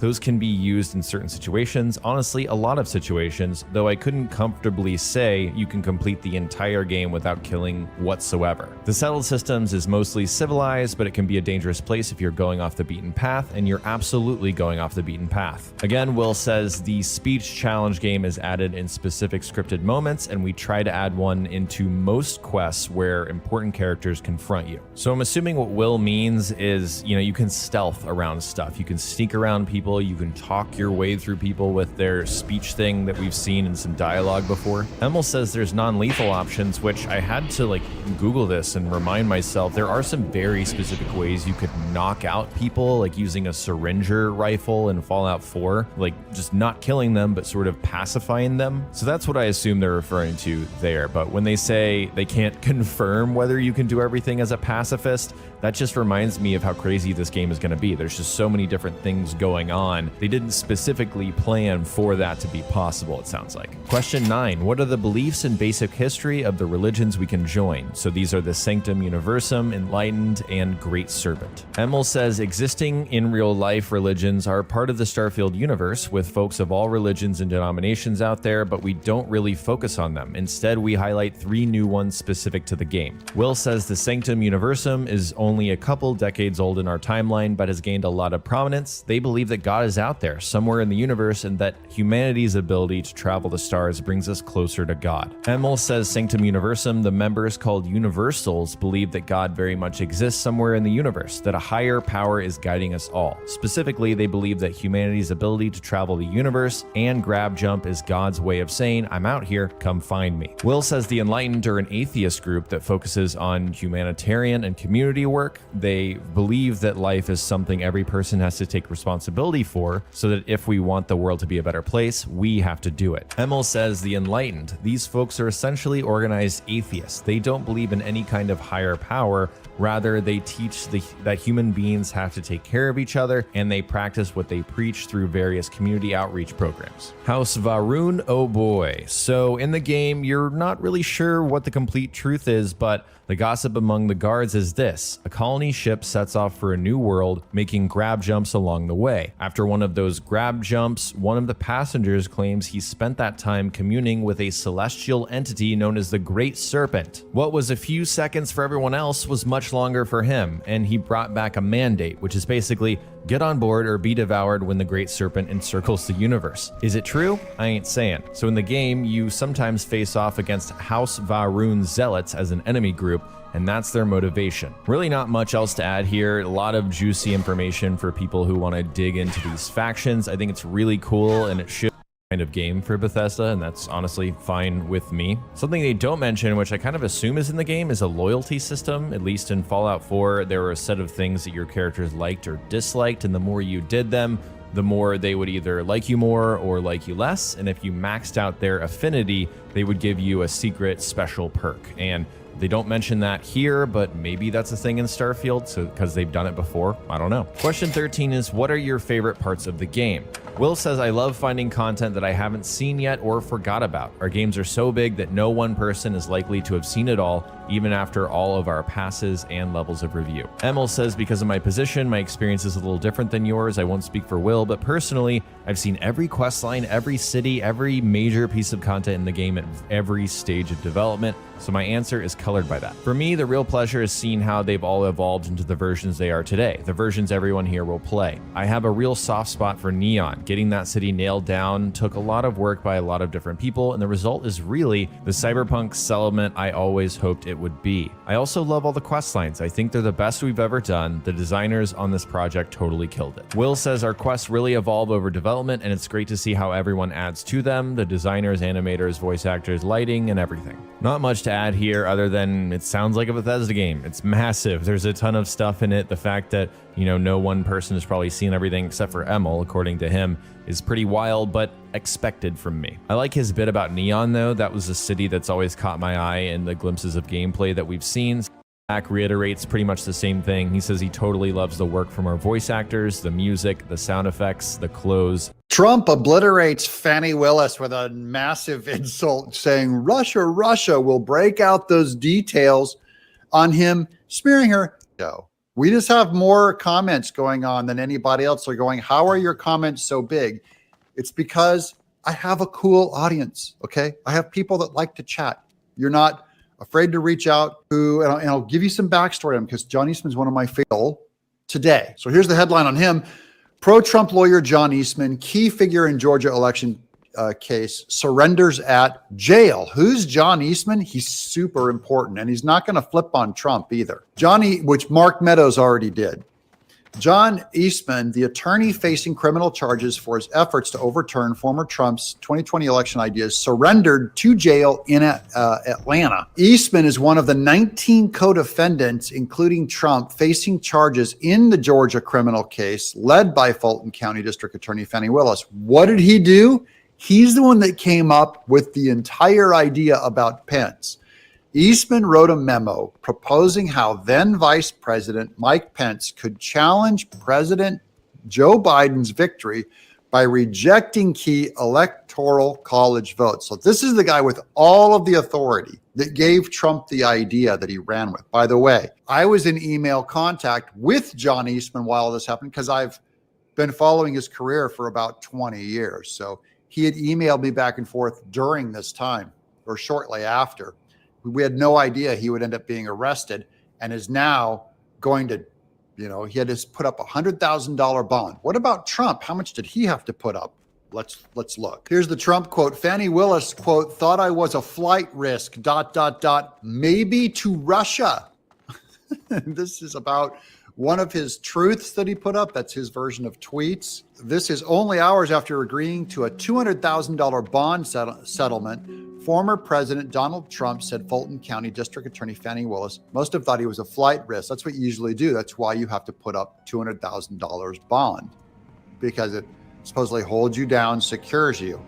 Not that Trump needs $200,000, but there you go. He has to surrender himself to the Fulton County Jail. This Thursday, we're going to get mugshots. Maybe we'll do posters or T-shirts or something celebratory, something fun, where it's going to be the most famous mugshot ever taken, and they fingerprint him. So Donald Trump's former chief of staff when he was president, Mark Meadows, files a motion to dismiss. And of course, we love ourselves a good motion to dismiss here. So we're going to unpack it in detail, go through the full filing, because it has pretty serious implications. This is in the case of Big Fanny versus Donald Trump. It's taking place out of Georgia, and it's a racketeering case. And there's 18 other co-defendants aside from Donald Trump and from Mark Meadows. Meadows is one of many people who are caught up in this big, overbroad prosecution from the Georgia DA. And he's now saying, I am immune from all of this. I was a federal officer. This is a state case that should have been brought in federal court. It is not. And the federal supremacy clause means that I am immune. So we're going to go through that. We've also got some other stories about Mark Meadows because he's kind of a key witness in another case, which might be the classified documents case. And we'll check in on that with some reaction from Mike Pence and the update on the story. But the motion you see here, Mark Meadows, state of Georgia versus Mark Meadows as the defendant, and he's writing this on behalf of himself. He's one of 18 others. Donald Trump is another one. And it's the state of Georgia versus Mark Meadows, but notice that we're not in state court. We're actually in federal court, the United States District Court for the Northern District of Georgia. Meadows is trying to remove this. He's saying Fannie doesn't have jurisdiction. She's bringing basically a federal case in state court. Can't do that. 34 pages. We'll hit the highlights. They filed a correction, but this is the memo in support of the motion to dismiss. Interest in providing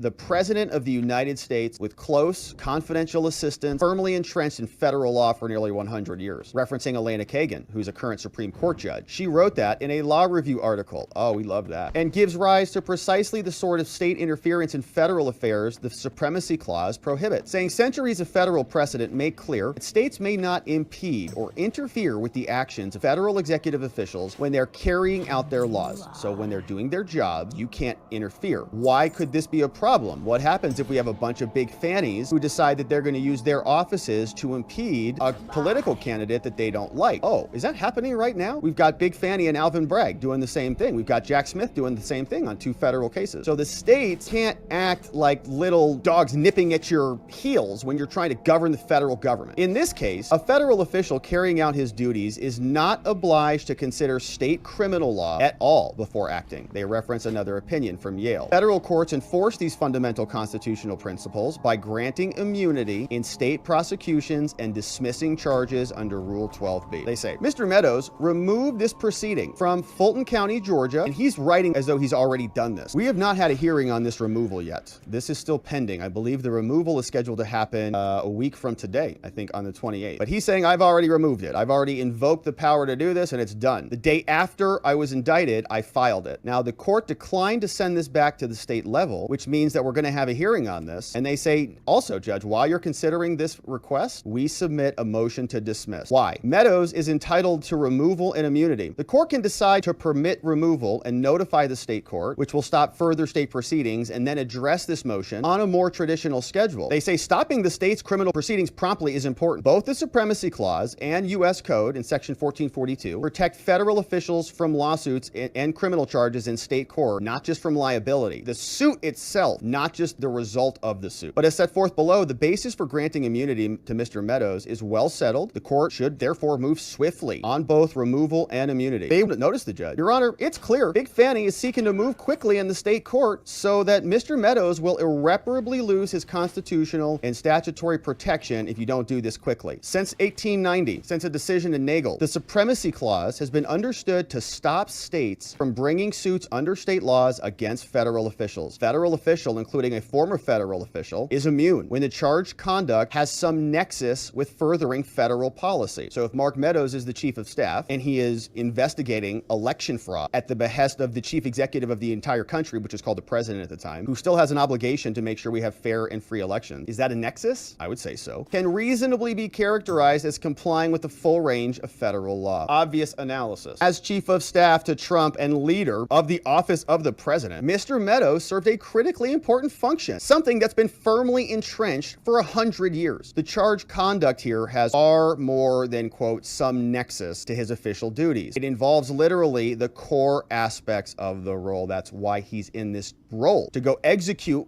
the president's will. And while Meadows' conduct is alleged to have violated state law, it can reasonably be characterized as complying with the full range of federal law. So Big Fanny can say, maybe it violates her state. That's her interpretation. But we're already in accord with the federal law. And that's what matters for Supremacy Clause immunity. Neither Georgia in its indictment nor the United States in its recently charged case has accused Meadows of violating federal law. Nobody's saying he's done that. But they are saying that about Trump. Okay, so now we see something that we can distinguish Trump with. So neither Georgia here nor in another case, which is United States versus Trump, where Meadows has not been charged, that's the federal case. Nobody's charging him of federal law, violating federal law. They are for Trump. So that means that the motion to dismiss, this exact motion to dismiss, you cannot copy and paste this for Trump. Got to delete that sentence. Even if they had, moreover, a federal official does not lose the Supremacy Clause immunity based on the violation of the law where the violation was not clear and willful. It's got to be more. They have kind of a little bit of immunity built in. It's got to be clear and willful, kind of like qualified immunity, but maybe to a lesser degree. Mr. Meadows is thus entitled to have the charges against him dismissed. He can raise the defense now, and that is exactly what he is doing. So they give us a little bit of background here. They say the Supremacy Clause of the federal Constitution provides the following. We love our federal Constitution here. As the Constitution and the laws of the United States, which shall be made in pursuance thereof, shall be the supreme law of the land, and the judges in every state shall be bound thereby, anything in the Constitution or laws of any state to the contrary notwithstanding. In an interpretation from a Livingston case, they say, although the Supremacy Clause explicitly refers only to the Constitution and laws, its implication is that states may not impede federal officials when they're carrying out their laws. Otherwise, they could just bind somebody up in state court, just file criminal charges like they're doing, and stop them from doing anything else. Consistent with that understanding, the Supreme Court has long interpreted the Supremacy Clause to provide federal officials immunity from suit involving state charges to protect federal operations from the chilling effect of state prosecutions. Not necessary for Congress to provide expressly for that immunity when we already have the Supremacy Clause. And it's implied by several acts. Under our Constitution, they say states can neither enact nor enforce laws that retard, impede, burden, or in any manner control federal officers in their duties. And what they cannot do expressly, regulate the enforcement of laws entrusted to the discretion of the federal government. They cannot do indirectly through ad hoc enforcement of their criminal law. So just like Big Fanny couldn't pass some legislation or do something that would supersede the federal court, she can't use what she does have to supersede what the feds are doing. So she can't reconfigure the criminal code to be useful in an effort to impede a federal official who is lawfully complying with federal law. Saying these principles were well settled when the Supreme Court decided that case back in 1890. There, we had a different situation. There was a U.S. deputy marshal named David Nagel. He was charged with murder in California for fatally shooting a man while protecting Supreme Court justice. After recounting the colorful facts of the case, the court assessed that whether the Constitution and the laws provided a basis from freeing Nagel from state custody. So he shoots somebody protecting a judge. The state charges him. The court first ascertained that Nagel was acting under color of law because he was protecting the justice, and he rejected California's argument. The court said, well, we've got immunity here. The court said he did no more than what was necessary and proper for him to do, and they said that they can reasonably extend that under the law. Since Nagel, the Supreme Court has addressed Supremacy Clause immunity only rarely. Hasn't come up much. Two most notable decisions came within 20 years of Nagel. In Ohio versus Thomas,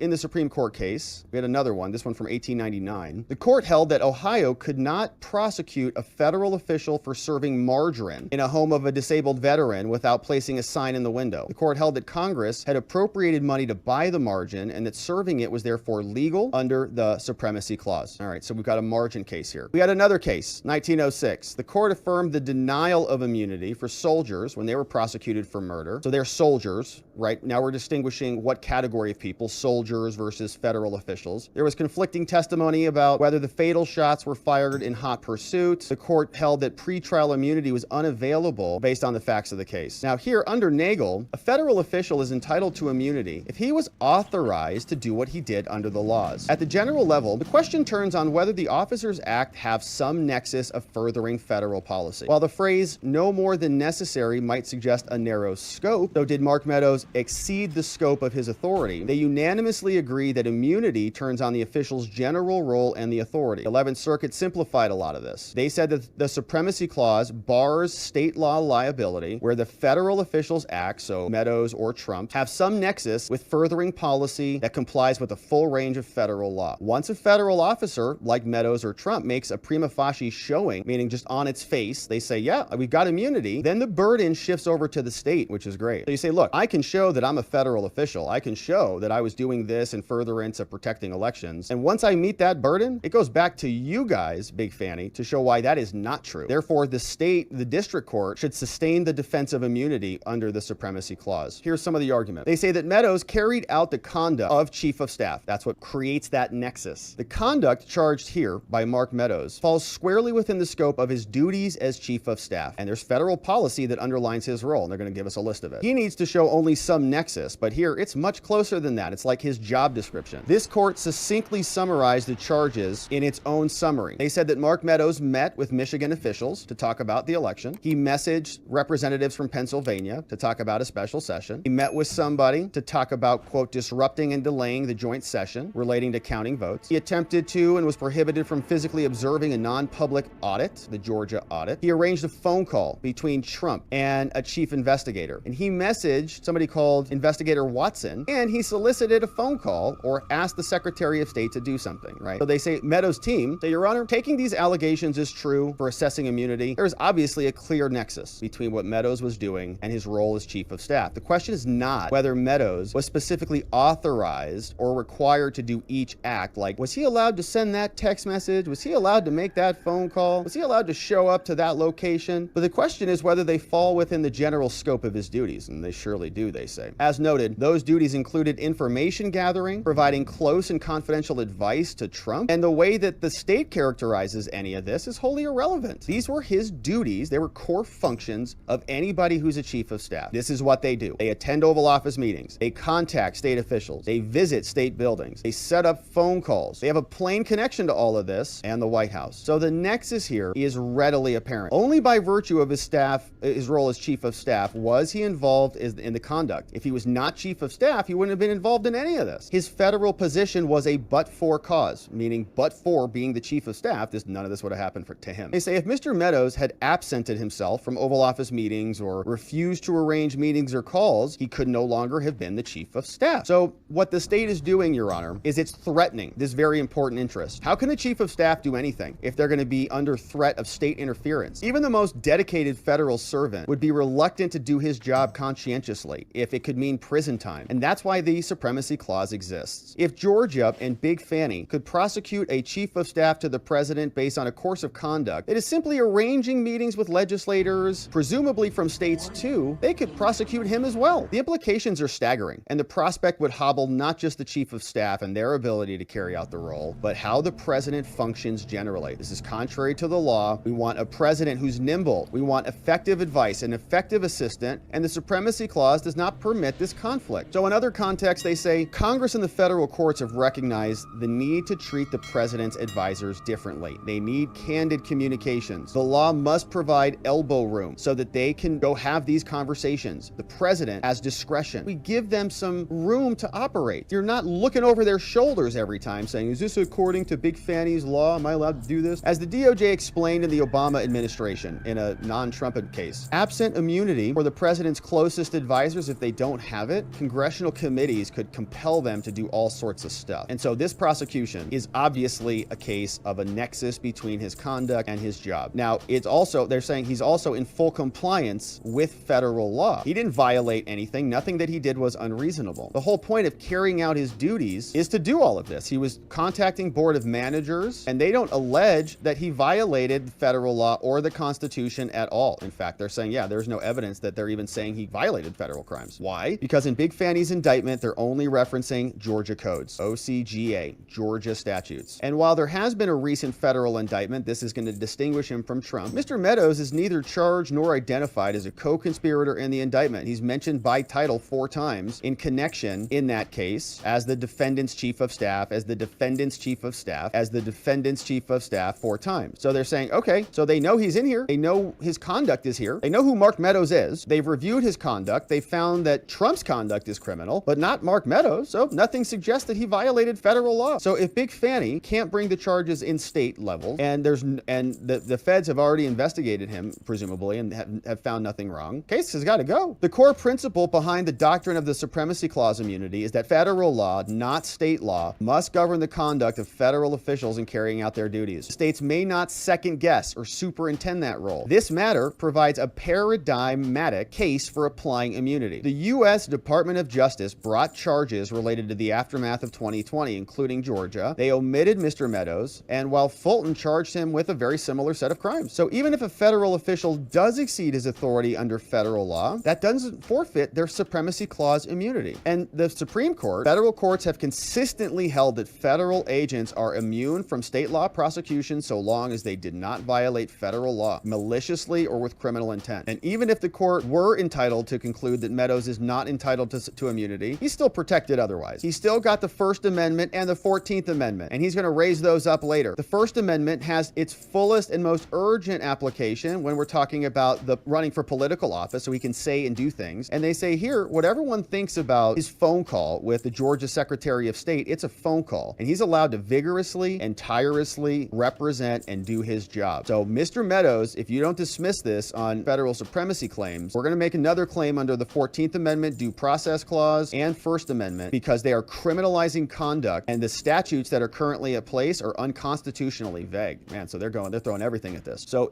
it's also a notice problem. So if you're going to now say that what Mark Meadows is doing is a crime, well, that's news to me, and that's news to every single chief of staff that's going to come down the line, because this all used to be normal, allowable conduct. Now it's not. So the laws are unconstitutionally vague for not giving me proper notice of what is illegal. And that's why these charges should be dismissed, because they're unconstitutionally applied. If Georgia law really does apply to Mr. Meadows, then it violates his rights under the Constitution. Accordingly, the court should dismiss all charges against Mr. Meadows in the indictment. Signed, sincerely, your friends, George Terwilliger. Good motion here. And these guys are moving quickly, my friends, moving very quickly. 30 out of 34 pages. We've already got a motion to dismiss. All right. So Fanny filed those charges like, I don't know, what, 2 weeks ago? Like nothing. And we're already making motions in federal court for federal removal and a motion to dismiss. Now, there's some things to distinguish here because Trump obviously has a parallel case, and they are prosecuting him out of the January 6 cases out of DC. And we'll see if that causes the arguments to be different from Trump and his team, which I'm sure it will. But there's another component to this, because Meadows may also be charged. Some people are thinking maybe he gets charged in January 6 case in some superseding indictment or something like that. And he also might be a key witness in the documents case. So ABC News is reporting, and they had, I think, an exclusive on this, that the special counsel, Jack Smith, interviewed Mark Meadows, and Meadows told him that he doesn't have any knowledge that Trump ordered him to declassify the documents. So they're very excited about this. But they say, appearing to contradict Trump's claims, former Chief of Staff Mark Meadows told Jack Smith he could not recall Trump ever ordering or even discussing declassifying a broad set of materials, nor was he aware of, quote, any standing order from Trump authorizing the automatic declassification of the materials, according to ABC News. So we're asking ourselves, right, who are the witnesses going to be? What does the evidence look like? The Georgia case looks like it is,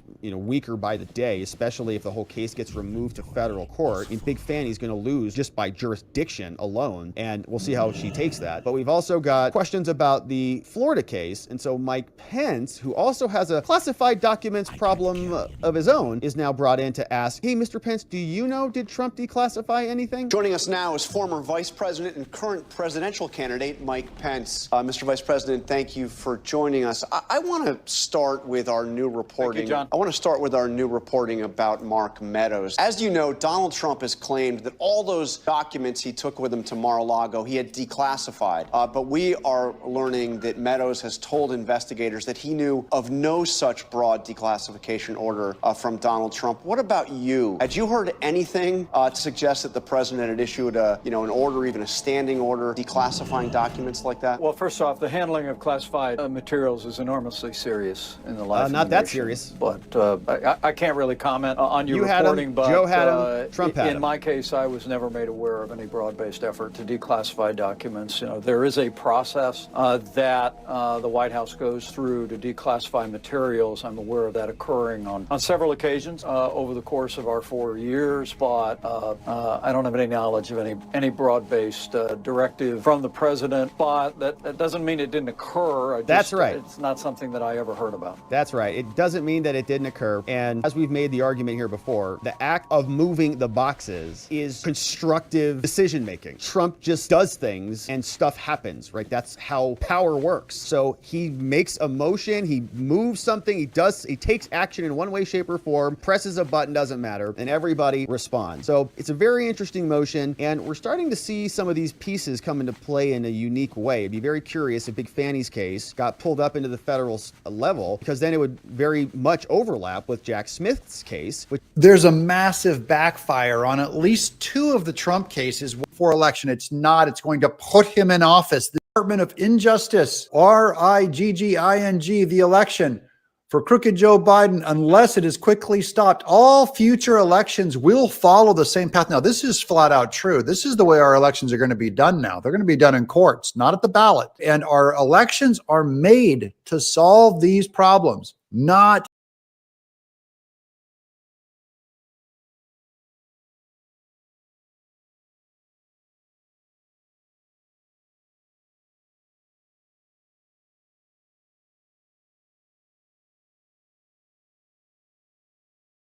again anyways, like even more than that you can't use a mask.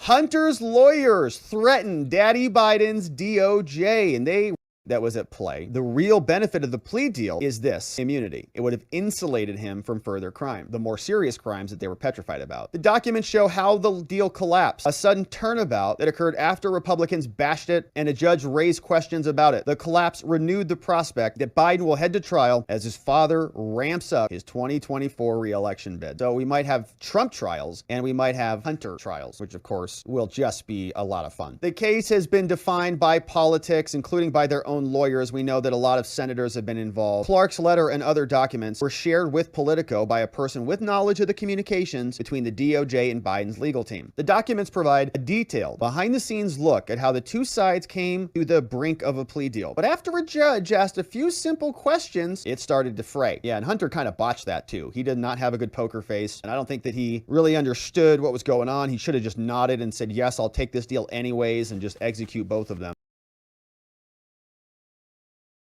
Two of the Trump cases for election. It's going to put him in office.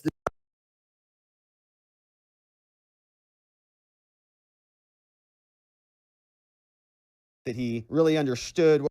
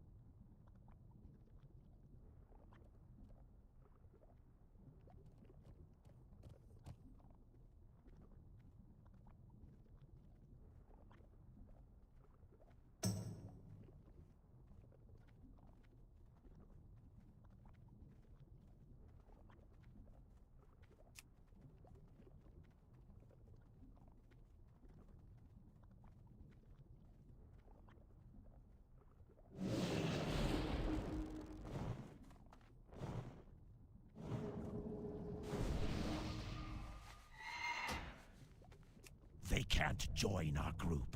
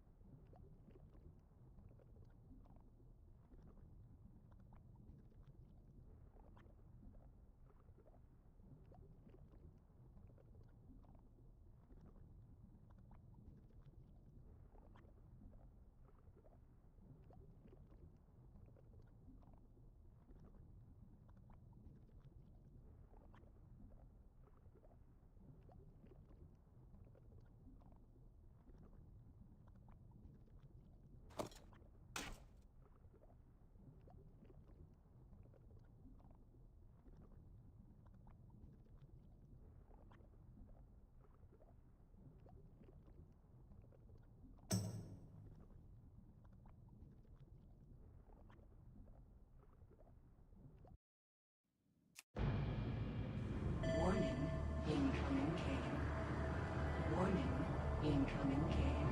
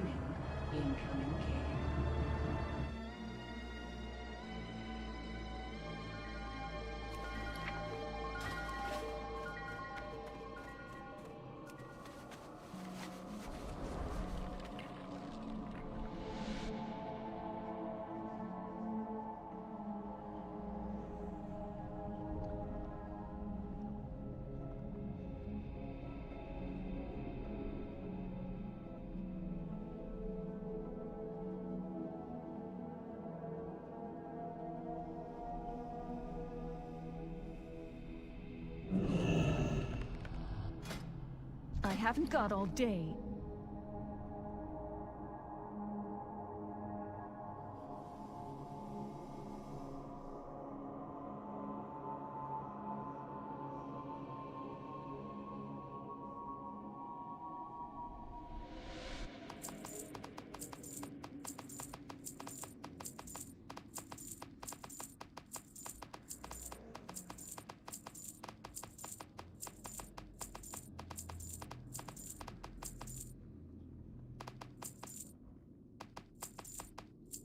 Beware, our enemies abound.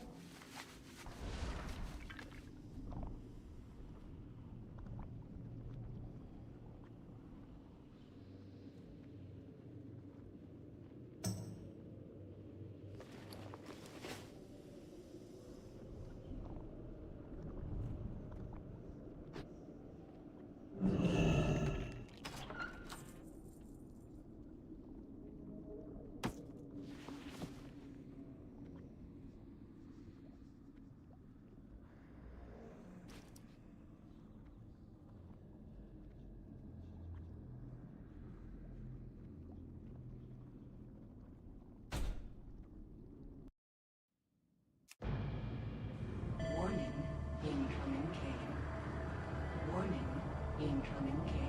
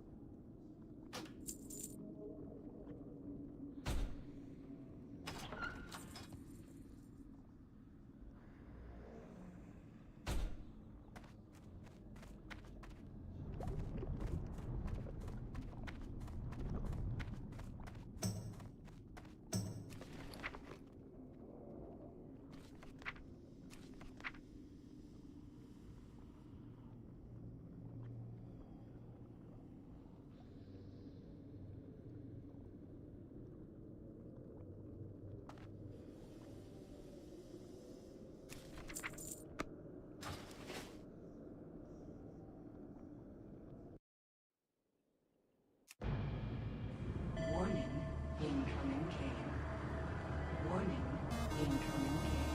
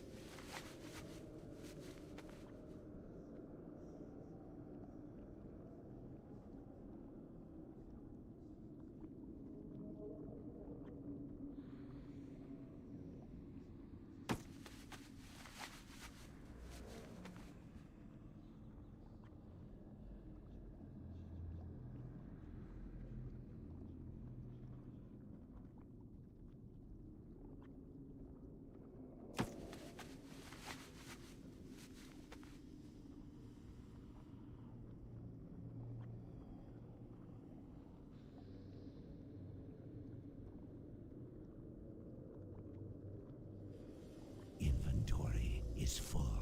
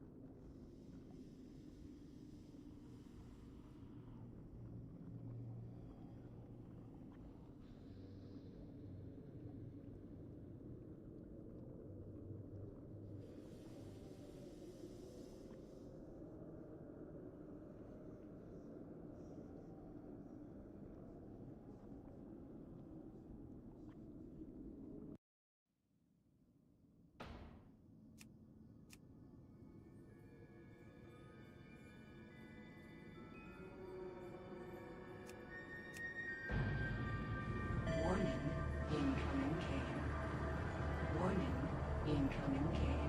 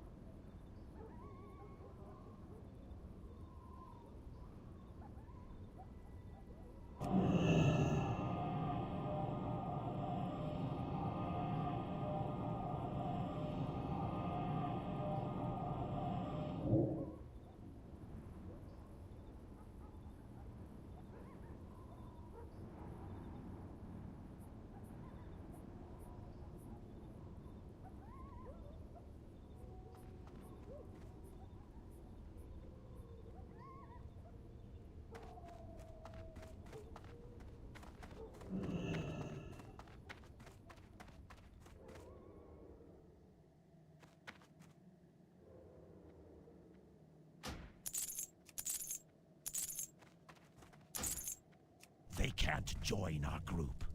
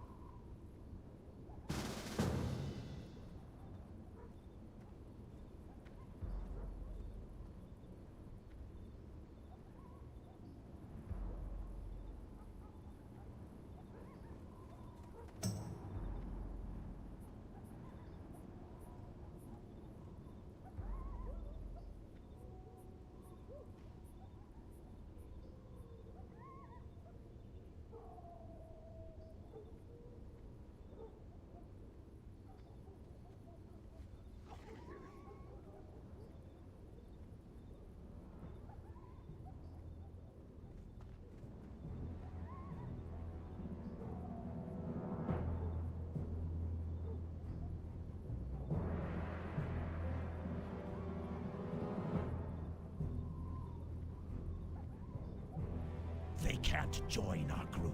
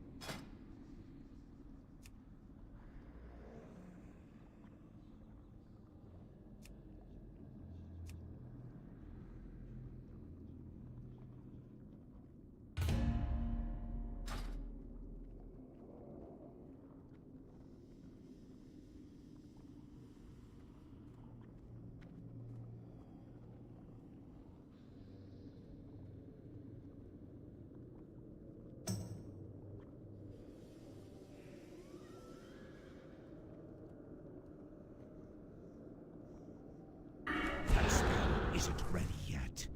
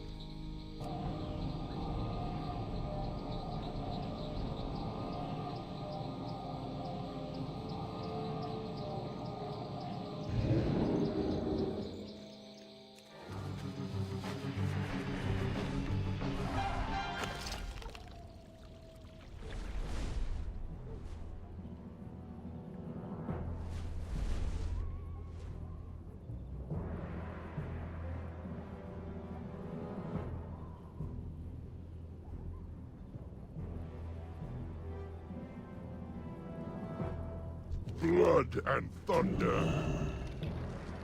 Down.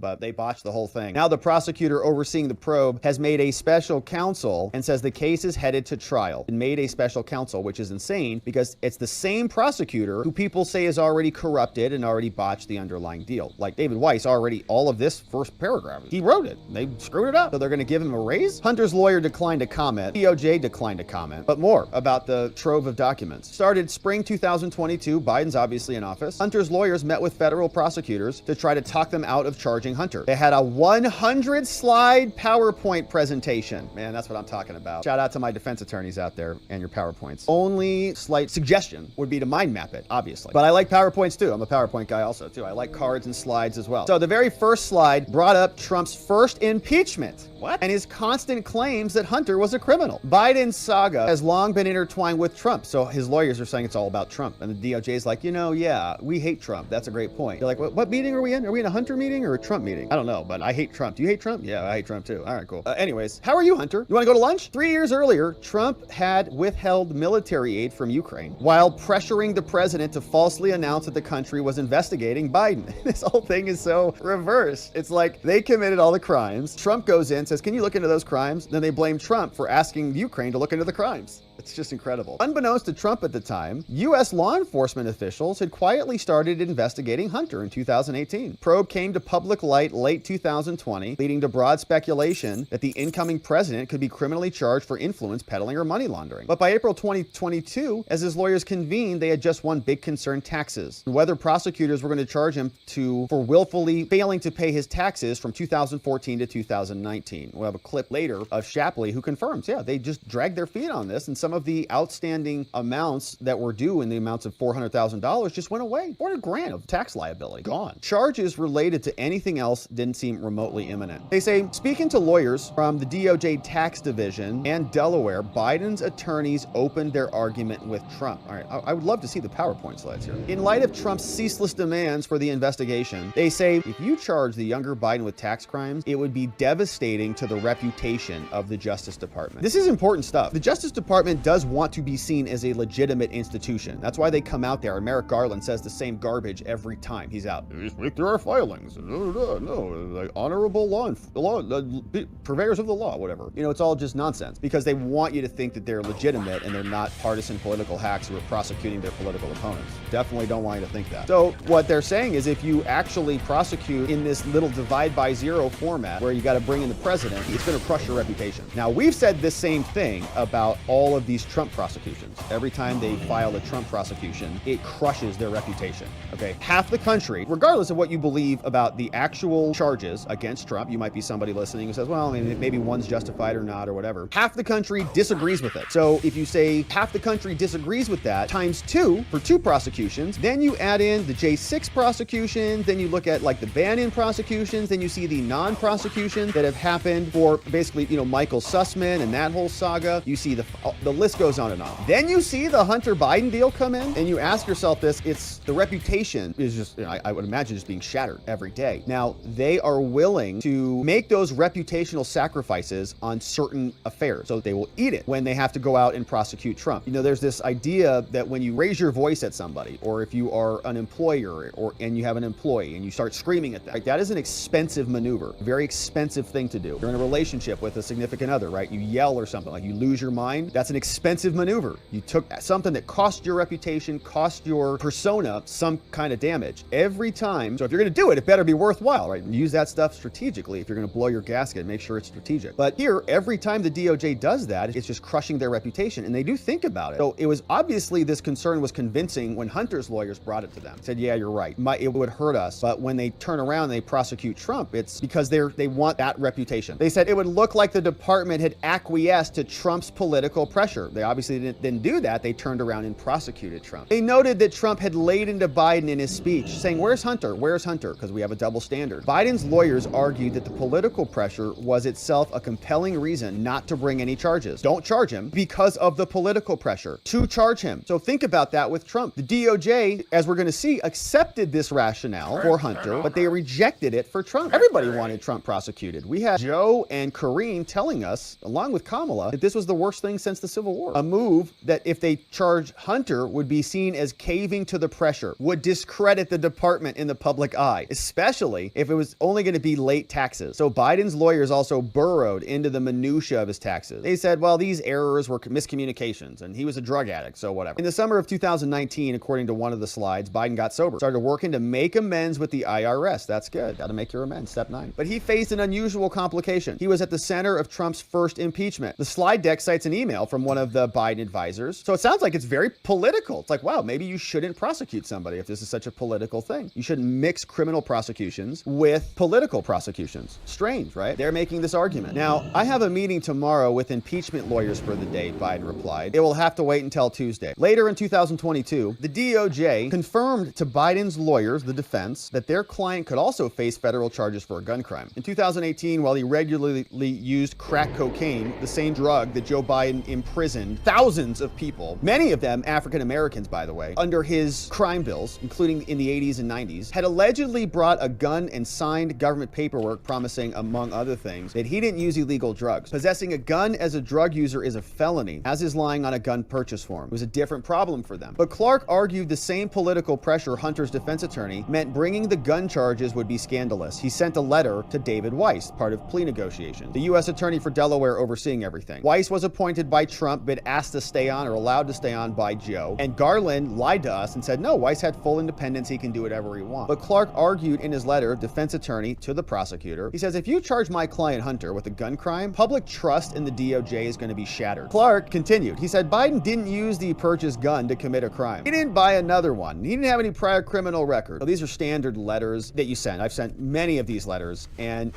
one tactic is to throw the kitchen sink at everything. And as we saw, they go through the taxes. They say, hey, we've got this other case law. No drug users ever been charged in Delaware. And the relentless political pressure from the opponents of the current president are also involved. After all, Clark noted, federal law enforcement officials had known about the gun episode since 2018. Only politics explained why years later they were considering charges. Outstanding. The document included color photos of two former heads of Trump's Justice Department, Matt Whitaker and Bill Barr, talking about the Biden business deals, and another one talking about gun charges, where they all also had Republicans like Grassley. They also had the failed prosecution of Michael Sussman, which we covered at length here. They said, you know, you guys prosecuted Sussman, and a DC jury acquitted him. And the jurors said, we have bigger things to worry about here. What are we even wasting our time here? This guy's on our team. While working for Hillary, Sussman had alerted the FBI, had tried to sell a fake dossier called the Christopher Steele PP tape dossier to the FBI. He brought it in there, gave it to James Baker, said, James, oh, whoa, Trump and Russia, urination. And then the whole thing was a giant scam and a hoax. Sussman obviously knew that. Everybody at the FBI knew that. And they used it to get FISA warrants anyways. Clark implied prosecutors were risking the same sort of embarrassment. You guys wouldn't want to lose another case again, would you? Latham and Watkins, the firm representing Hunter, also represented Sussman. On top of that, Hunter's defense also said, you know, the federal statute that bars drug users from possessing guns is constitutionally dubious at best, which I love. Yeah, it is unconstitutional, I'm sure. So, violation of the Second Amendment. Second Amendment advocates back in the House. Hunter's lawyers advocating for the Second Amendment. Clark also laid out what could have been seen as a promise, a warning, or some very zealous lawyering. He said, you better be careful here, government. Joe Biden would undoubtedly be a witness at trial because of leaks about the probe. He wrote that just a few weeks before sending his letter, there had been 2 back-to-back leaks about Hunter. A few days later, the Daily Mail got one, Washington Post got one. He says there's no doubt that these leaks have inserted Biden, president, into this case. He said in this nearly unthinkable scenario, he's warning the prosecutors, President Biden would be able to testify to undermine a criminal case brought by prosecutors representing the United States of America. It's dividing by zero. It's a massive conflict. It is a situation that is obviously problematic. It's just as problematic as one current sitting president prosecuting his chief political opponent in America, right? We have constitutional conflicts that are concerning. And Hunter's team even agrees. They say making a deal from the fall of 2022 until the spring, Clark sought meetings with people at the highest level of the DOJ, almost entirely without success, almost. Multiple emails, he asked to meet with the head of the criminal division, tax division, office of legal counsel, solicitor general, attorney general, Lisa Monaco. Oh, because he knows who really runs the show over there. And he tried to meet with Merrick Garland himself. Clark's team reached out to multiple offices at Maine Justice, who just passed the request around. The search ended when Clark sent Associate Deputy Attorney General an exasperated email. This guy's name is Bradley Weinstein. It says he had asked the government over and over to tell him at the headquarters who to appeal to if Weiss decided to charge their client. He says, to date, we haven't heard anything. Please advise whether you would be the appropriate person to hear our client's appeal in the event that they decide to charge Hunter. Weinsheimer was indeed the right guy. He went and met with Clark and Weiss. Now, it's not clear what happened at the meeting. Of course not. Of course not. Which came at a sensitive moment for the probe. A few days before that, the Wall Street Journal reported that an IRS supervisor, boom, Barry Shapley, was ready to tell Congress that political calculations were infecting the investigation. But unlike Biden's lawyers, who argued their case was being treated too harshly because of politics, the supervisor would say no, not such. In fact, he was getting preferential treatment because the DOJ was run by his father's appointees. You know that Weinsheimer from the DOJ on May 11th thanked Clark for the meeting and told him Weiss would handle the next step.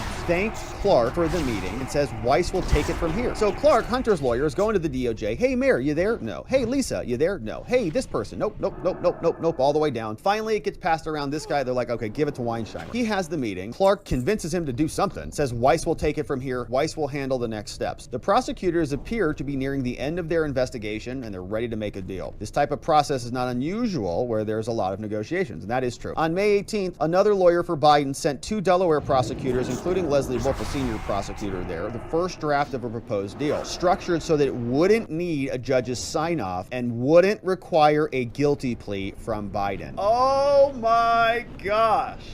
Oh my gosh. So why Leslie Wolf is not being demanded to be dragged in front of Congress, I have no idea. A senior prosecutor, I'm sure she's on the list. I haven't seen anything from Comer. This is insane. The first draft of a proposed plea deal that wouldn't even need to go in front of a judge, which means it's not really a plea deal, it's kind of like a diversion, and wouldn't even require a guilty plea. plea. Okay, so it's not a plea deal at all. It's like a total diversion offer. As part of the deal, Biden would admit he was late filing his taxes for 17 and 18, also say he owed a gun. He'd promise to pay any taxes he still owed, pay his taxes for the next 5 years, okay, follow the law, and never own a gun again. The deal would be made public, also cover 3 corporate entities affiliated with him. If he upheld the end of the bargain, I mean, they're not even gonna, like, nothing, like no convictions at all. Everything goes away. If he upheld his end of the bargain through January 2025, does that date mean anything? That's when the president's office changes, right? Yes. So January 21st, I think, would be the day. The Justice Department would promise not to prosecute him for anything they'd investigated thus far, right? So he's immune for everything up until January 2025. So if Trump wins and his DOJ comes in, they can start investigating him. But anything that the DOJ had already looked into, basically all of those case files are closed.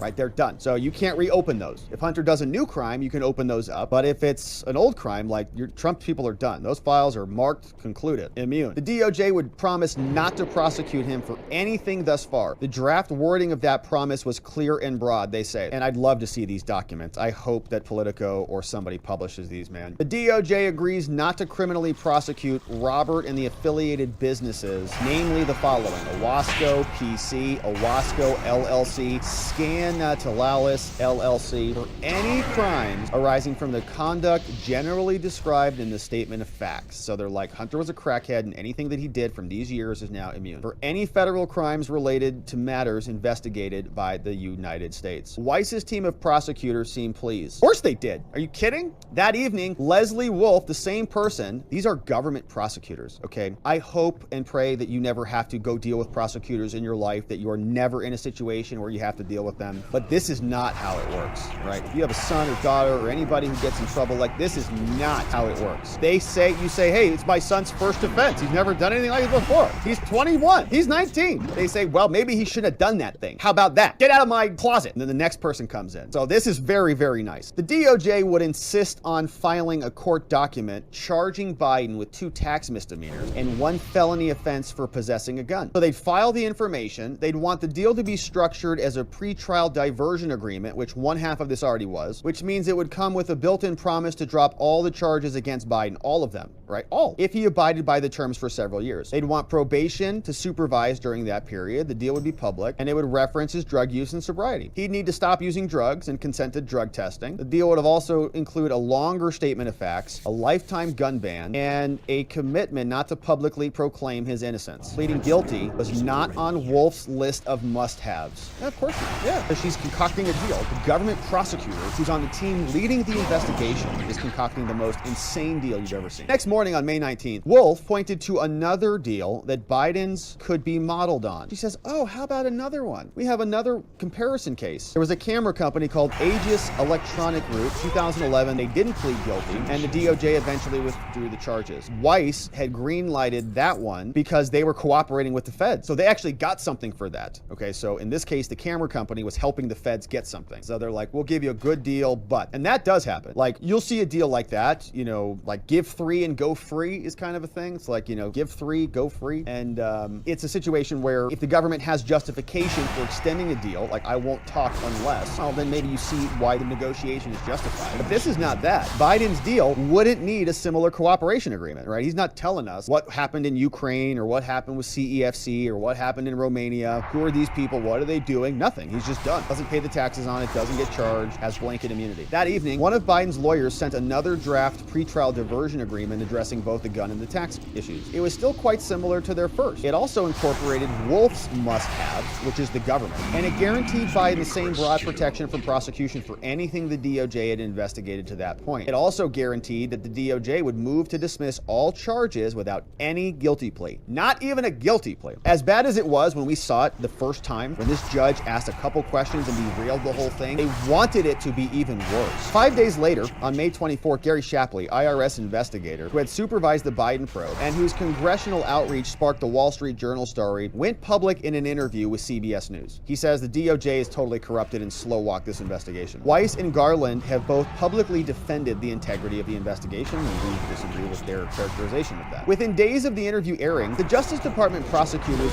made clear to Biden's lawyers that the deal would have have to change. Why? Why would the deal have to change? Oh, because they got caught. Oh, Gary Shapley and the IRS whistleblowers and their team saved this whole deal. They prevented it from happening. Their public pressure shined a spotlight down enough that the DOJ said we can't scam this through anymore. And so shout out to the whistleblowers, my friends. Shout out and cheers to Gary Shapley and the whistleblowers. Biden would need to plead guilty to tax charges after they got exposed. Suddenly the deal changes, according to two people familiar with the talks who were granted anonymity to share sensitive details. Biden's team acceded to the new demand. They said, all right, fine. I mean, look, you're giving us everything we want anyways. So agreeing he would plead guilty to 2 misdemeanor counts, who cares, and willfully failing to pay taxes, but not pleading to the gun charge, and a diversion agreement would now come out. So the whole deal changes. On June 2nd, Clark emailed Wolf, tell her protection and immunity was vital. He sent sample language saying the United States would not prosecute Biden for any federal crime arising from the conduct generally described, and it would be part of the deal. Now, I can't even imagine how frustrated they are at this point, okay, including Leslie Wolf. These people had been working on this for years. They had this thing buttoned up. They were going to cram this down our gullets, and these pesky whistleblowers stood up and exposed them. And he had 100 slides prepared. For what? Now this whole deal's off. So they reinsert the language.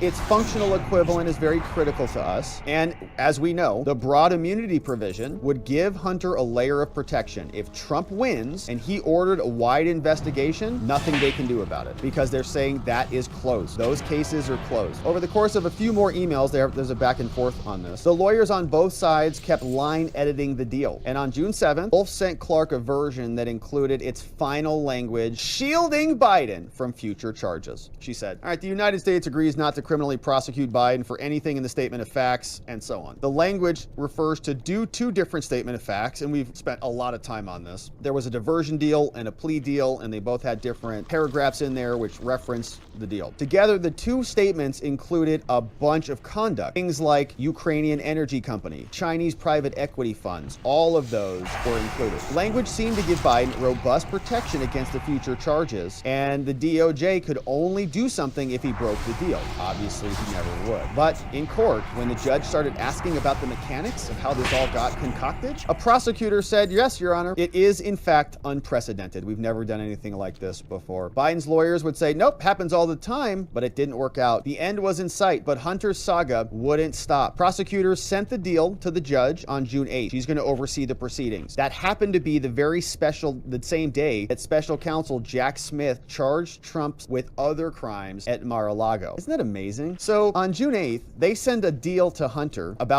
that's going to totally immunize him from all crimes the same day that Trump gets charged. Prosecutors had planned to file the documents on the Biden deal in court, which also happened to be the day that Trump was scheduled to be arraigned. Timing. Charge him the same day Trump gets charged, file the documents the same day he gets arraigned. All intentional. They are hiding Hunter's charges behind Trump's charges. The timeline got postponed by a week. It's not clear why, but the DOJ would have faced withering criticism if it had rolled out Biden's deal on the same day Trump was arraigned. On June 19th, Weiss's top deputy emailed Clark to tell him the U.S. Attorney's Office got a press call about the Biden situation. Oh no. He says, let me run this statement by you, okay? David Weiss says, can I run this statement by you that I'm going to release to the public about Hunter? He was going to release it saying, it's my understanding the deal meant the investigation had concluded. The next morning, the deal went public. The DOJ said the investigation was still ongoing. The news created a seismic episode. Everybody called it a joke, because it was. A mockery of our legal system. Ron Johnson said it was a slap in the wrist. Experts even held mixed reviews. Republicans condemned this. We had our hero whistleblowers, Gary Shapley and Joseph Ziegler. They testified. The account contradicted sworn testimony by Garland. He said one thing. These two very credible people said another. They said the corrosion of ethical standards threaten our nation. Weiss defended himself. He says, I've been granted ultimate authority over this. He wrote in a letter, ultimate authority, including where, when, and whether to file charges. David Weiss wrote that in June 7th. He did not have that. He lied to us. He could not just on his own decide to file charges in DC or California. He had to go through the U.S. attorneys who were there. In DC, it was Matthew Graves. Never had that ability. In Wilmington, DOJ officials were busy getting the sign-offs they needed to lock in the deal. They were all scrambling to just execute this. On the same day as Shapley and Ziegler's hearing, the top federal probation officer in Delaware sent lawyers a pretrial diversion report for fodder for a few additions to the deal. He said, okay, Biden's have a lifetime ban on ammo, and and let us know if you travel overseas. Okay. None of that created problems. They're like, we got to get this thing through before this, you know, the wheels are coming off this vehicle. We've got to get it done. Sure, no problem. They added the recommendations, and a prosecutor emailed the revised deal to the judge's chambers, saying the prosecutors, the defense attorneys, and probation have all agreed. From the sound of the email, everyone seemed like they were on board. July 26th, defense lawyers, scores of reporters, everybody gathered in Wilmington for the hearing in front of Judge Norica. It was an incredible breakdown. Virtually everyone expected Biden to plead guilty,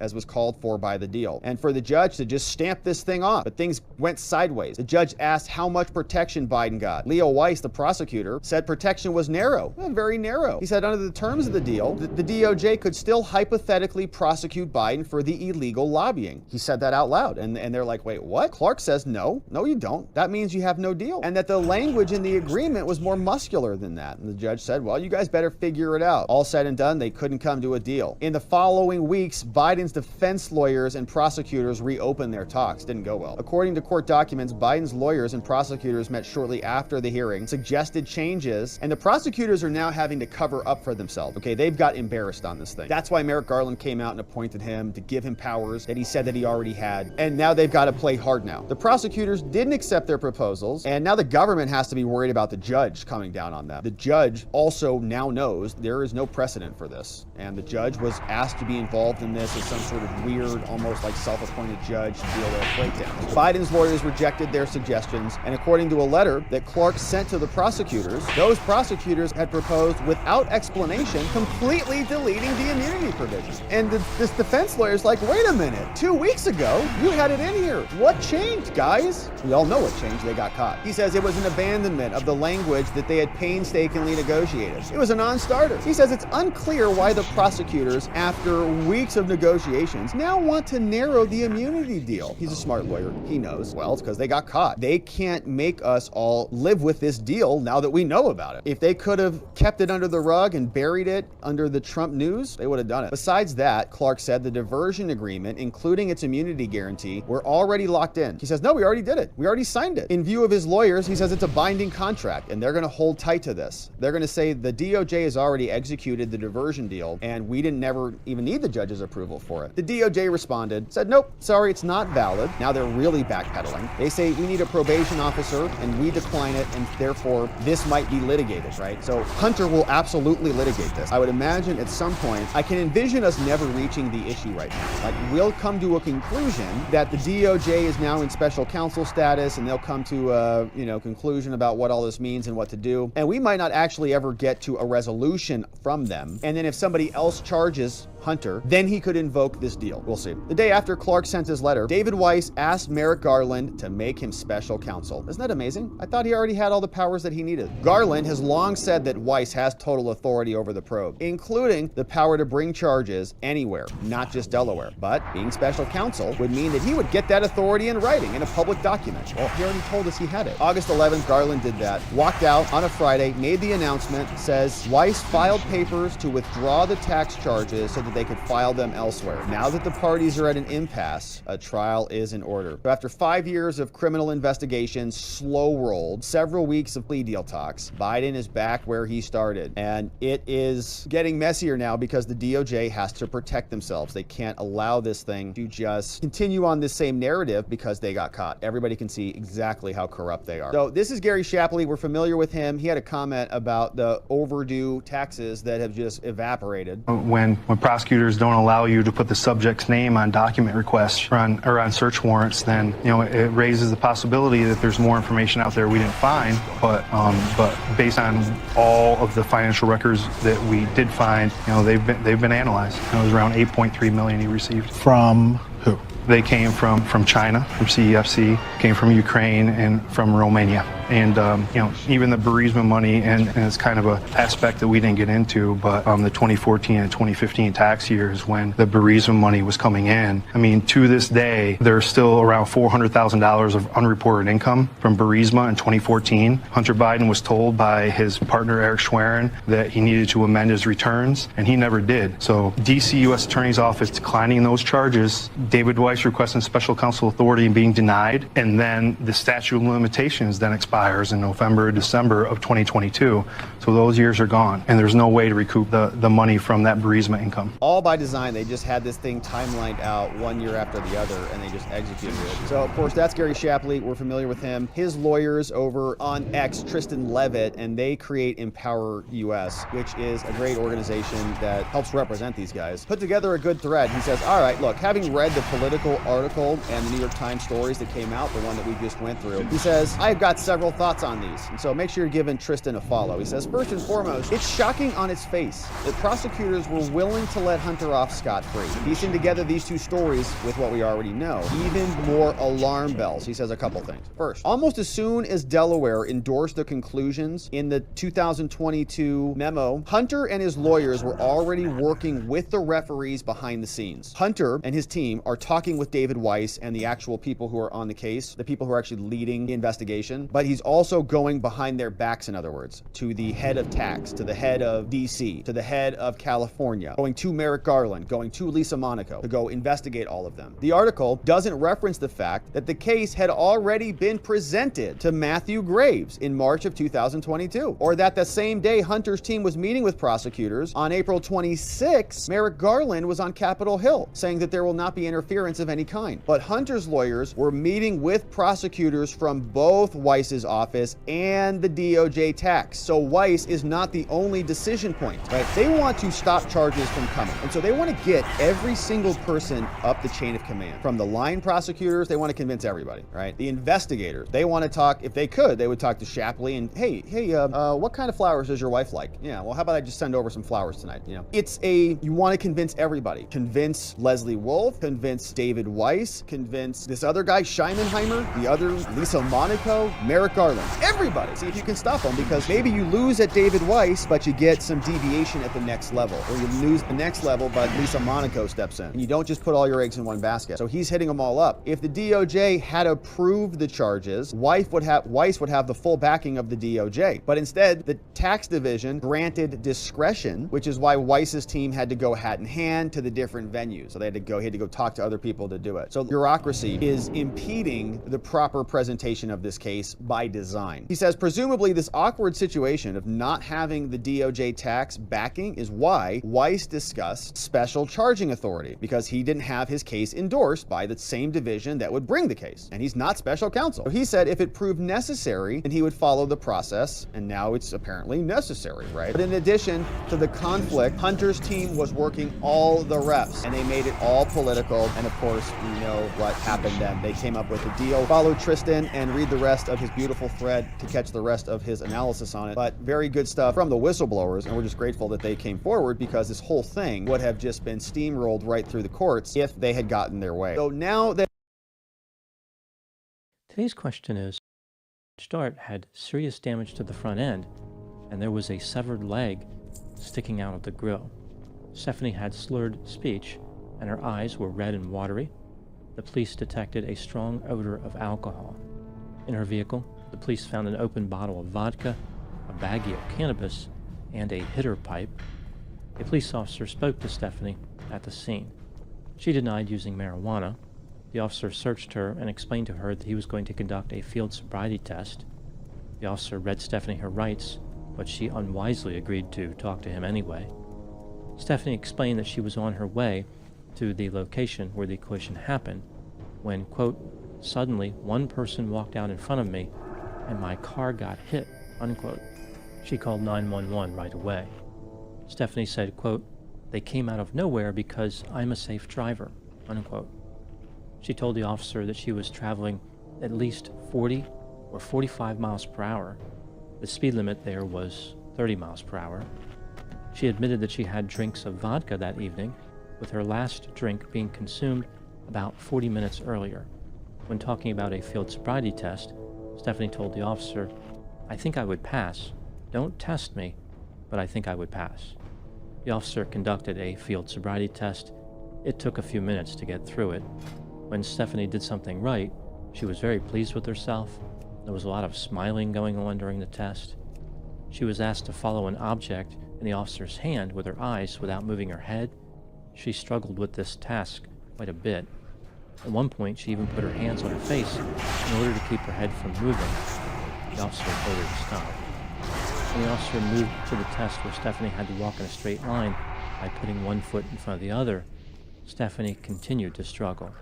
Her performance did not improve when she was asked to balance on one foot. After this, the officer administered a breathalyzer, which indicated that Stephanie's blood alcohol level was 0.264%, over 3 times the legal limit for driving in Illinois. Stephanie was arrested and taken to a hospital. In the exam room, she talked about an upcoming trip to Las Vegas, saying that it was going to be fun, and she was going to start off with 2 Long Islands. The officer responded, "You haven't had enough drinking already?" Stephanie said, "We're talking about Vegas. There is no limit, right?"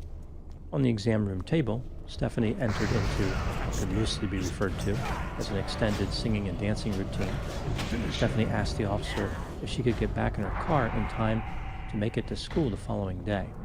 The officer responded, quote, "You want me to be honest with you? You're going to jail. You don't have a bond. You killed 2 people tonight. I don't think you understand that. You do not have a bond. You are not getting out of jail. Your car is the property of the East Peoria Police Department because it's a crime scene. It killed 2 people tonight. You are clueless with that clearly, as I have explained this to you. You are going to jail for reckless homicide tonight. You're going to jail for aggravated DUI for killing 2 people. That's what's going on. So no, you're not going to school tomorrow." Unquote. After this, Stephanie asked if she could go Tuesday for a night class. The officer replied, "Did you just hear what I told you?" Stephanie explained how the officer answered her question about going to school tomorrow, but now she was talking about going to school Tuesday. The officer asked her if she understood what he said about her killing 2 people. She responded, quote, "I'm just wondering when I can go to school," unquote.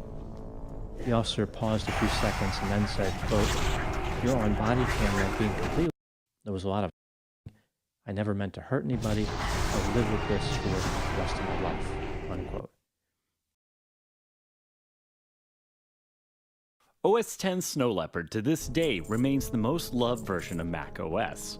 And I made a video about this, but I may have come across a bit harsh. I figured the best way to see if I was wrong was to buy a physical copy of Snow Leopard and install it on my Mac Pro 2008 and 2023. Usually my videos have a very tight script, but I don't know the outcome going into this. My one goal is to get onto the modern web and then go from there. So in order to get my Mac Pro ready for Snow Leopard, I needed to downgrade it and ditch my GPU to the one it shipped with, a Radeon 2600 XT, as Snow Leopard was released in 2009 and my GPU was released in 2013. One concession I have to make to modernity is I'll be using a 256GB SSD, as this computer no longer has any hard drives in it, or as us cool kids say, spinny disks. But to be fair, this SSD is pure garbage because I only paid $20 for it and it doesn't have any DRAM. One of the biggest appeals of Snow Leopard is it was all of $29. This was a no-brainer upgrade for any Mac that supported it. I paid less than $29 for it on eBay, so I feel like I got a pretty good deal because that's less than new. But of course you can find it for free on archive.org, but I did not say that in this video. My Mac Pro 2008 is a weird configuration because I've had it since 2008. I've even gone as far as to upgrade the DVD-RW to a much faster one. My DVD-RW is a little flaky at this point in time, so I had to pop out the drive in order to insert the disc. One of the first problems I experienced was trying to use my HDMI capture device. My Mac Pro 2008 detected this as a 4K display, but I'm using DVI-D out to HDMI, which has a max resolution of 1920 by 1200. DVI is a horrible standard that encompasses multiple formats and several different cable types. Amazingly, the HDMI capture was able to get a garbled picture. Fortunately, while editing, I realized I could unsmush this picture. This is likely because DVI-D and HDMI both use a TMDS bitstream. This is really geeky stuff and doesn't really pertain to this video, but just for a quick aside, DisplayPort uses a packet-based data transmission system to help mainly, although to make things confusing, DisplayPort can also carry TMDS, aka HDMI. What I'm trying to say is I wasn't able to get a good capture of Snow Leopard's intro video. If you haven't seen this before, there's a link in the description to the video. I have to admit, at the time, it was pretty hype. I'm skipping ahead beyond installing the OS, which is kinda boring anyhow, to the fully installed state as I was finally able to set my resolution as 1080p and I was able to capture my screen. So remember how I said my Mac Pro 2008 is heavily modified? The first thing I discovered is my airport card wasn't working, and that is because I upgraded it to 802.11 AC. This apparently is not supported in Snow Leopard. This meant I needed to run a physical Ethernet cable to my Mac Pro. Not the worst, but not ideal. Once I had a network connection, I was able to run software update. Apple, surprisingly, keeps its servers up to date and active, and thus I was able to upgrade to 10.6.8.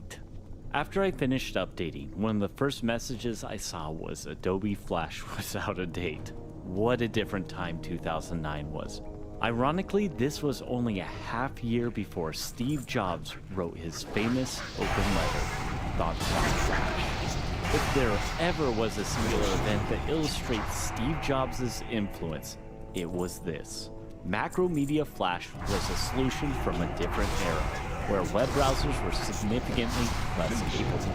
If you're not as old as me, there's a time when almost all streaming video on the web, including YouTube, was served through Adobe Flash. It's hard to overstate how big of a deal this open letter was. Steve Jobs would nearly single-handedly kill Adobe Flash by announcing publicly that Apple would not allow Adobe Flash Lite to exist on the iPhone, citing the very real problems like poor security, poor performance, lack of touch support, and the closed ecosystem. Even if viewed through the lens of history as a selfish move to protect Apple's ambition with the App Store, Steve Jobs' refusal to embrace Flash helped the web remain open and push web browsers to vastly increase their capabilities. It's very easy today to say that Steve Jobs was right because many of the most popular desktop applications are snappy. Although I am running this on a Mac Pro 2008 with an SSD with 8 gigs of RAM. It isn't a ton, but it's still double with what most Macs of that era were shipping with. While the speed is very impressive, it is a fresh install of an OS on an SSD. This is not surprising. The first concern I had was trying to get this computer on the internet. Snow Leopard comes bundled with Safari 4 and it can be updated to Safari 5. Both of these are woefully out of date. My first stop on finding a better browser was going to lowendmac.com. Their article on Snow Leopard was a bit out of date, but they did recommend Firefox ESR 38, which was from 2015.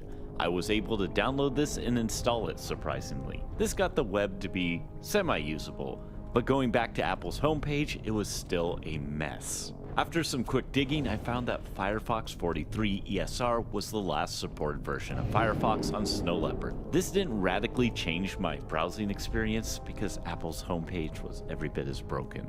The next browser I tried was supposedly still being developed, and its name was Rockcat 8. After going to apple.com, it was clear this wasn't going to be able to render modern websites, so I decided to move on. I decided at this point it was time to stop messing around and break out the secret weapon. Mac Rumors forums. The first recommendation was Spiderweb, a fork of Firefox. It was last updated in 2022, which is fairly recent. Spiderweb is a bit janky. I noticed in the README file it mentioned polyfills, and a polyfill is a small snippet of JavaScript code or a library that allows modern web features and APIs to be injected into older browsers, and it's rarely perfect. Spiderweb comes bundled with the XPI file, which is Firefox's plugin format. The first thing I did was when I launched the application, I went to the add-on manager and installed Palefill. My memory usage was exceptionally low. Modern Mac OS has much more sophisticated memory management, but there's something to be said about how lean Snow Leopard is. The next benchmark was BrowserAudit.com, which issues warnings if features are missing. Browser Audit is a bit more dated, so I don't expect much from this test. This test isn't as meaningful as it's not super up to date. Again, there wasn't a significant difference between the three browsers. From left to right, we have Spiderweb, Interweb, and Firefox Legacy. The win going to Firefox Legacy. Of course, after running all these benchmarks, I discovered one more browser that you can use in Snow Leopard called Arctic Fox. As you may have guessed, this is another Firefox spin-off, but with the caveat that's still being actively developed. Installing it takes a bit more work, and there weren't any instructions, so it took me a minute or two to figure out. Here's what you need to do. When you download Arctic Fox for 10.6, you'll also need to download the lib files. These come in the format of 2 libcc plus dilib files. I hope I said that right. These must be installed manually to the usr/lib directory. To do this, you need to first enable invisible files, which requires the terminal command, which is on screen, then restarting the Finder. Once you do that, it's now time to navigate to the root of your boot drive and then go to USR, then lib.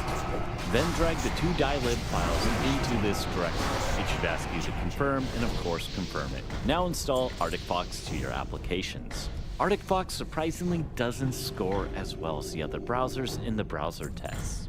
But if it's being actively developed, that might change in the future. For one final test, I decided to go to youtube.com. Arctic Fox didn't use YouTube's custom UI for the media player, which means it's missing some features. The other 3 browsers all supported the native YouTube player. I was able to watch 1080p without hitches in all 3 browsers, at least on a Mac Pro 2008, even with a piece of trash video card. Ooh, this is a really great video. Definitive Mac Upgrade Guide is the name of this channel. That's embarrassing. How'd that clip get in this video?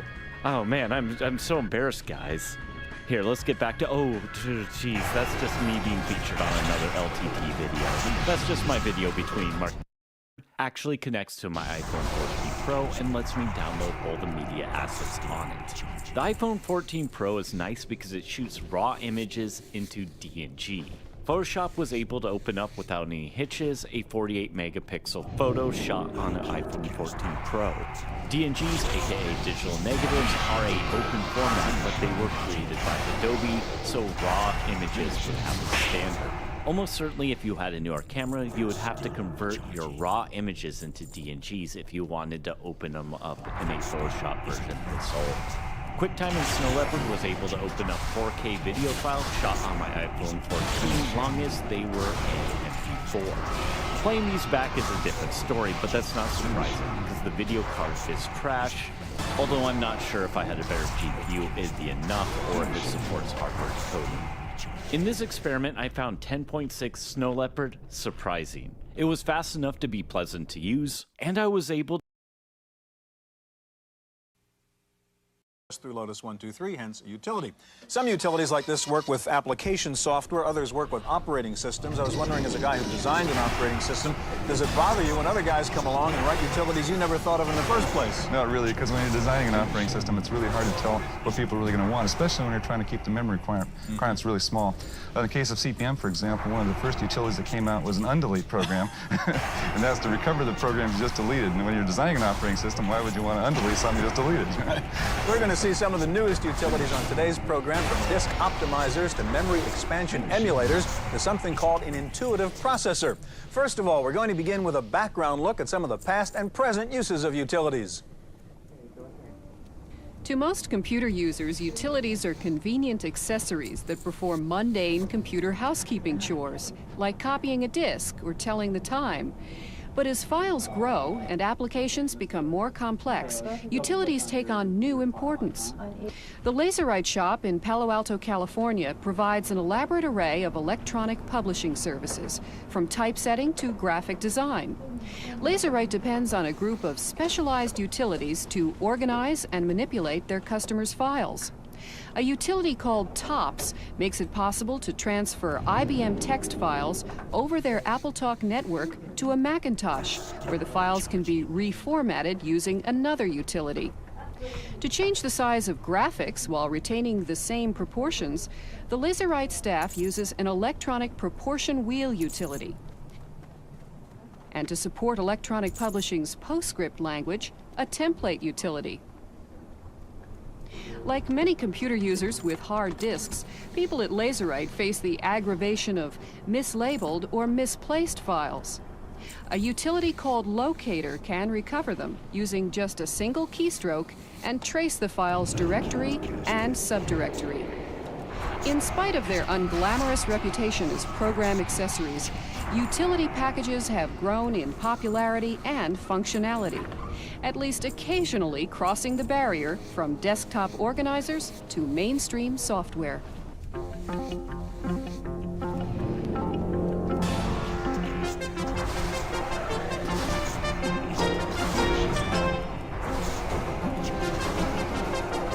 Joining us now in the studio are Ed Tolson, president of Soft Logic of Manchester, New Hampshire. And next to Ed is Dale Siner, one of the co-founders of Executive Systems of Sherman Oaks, California. Gary?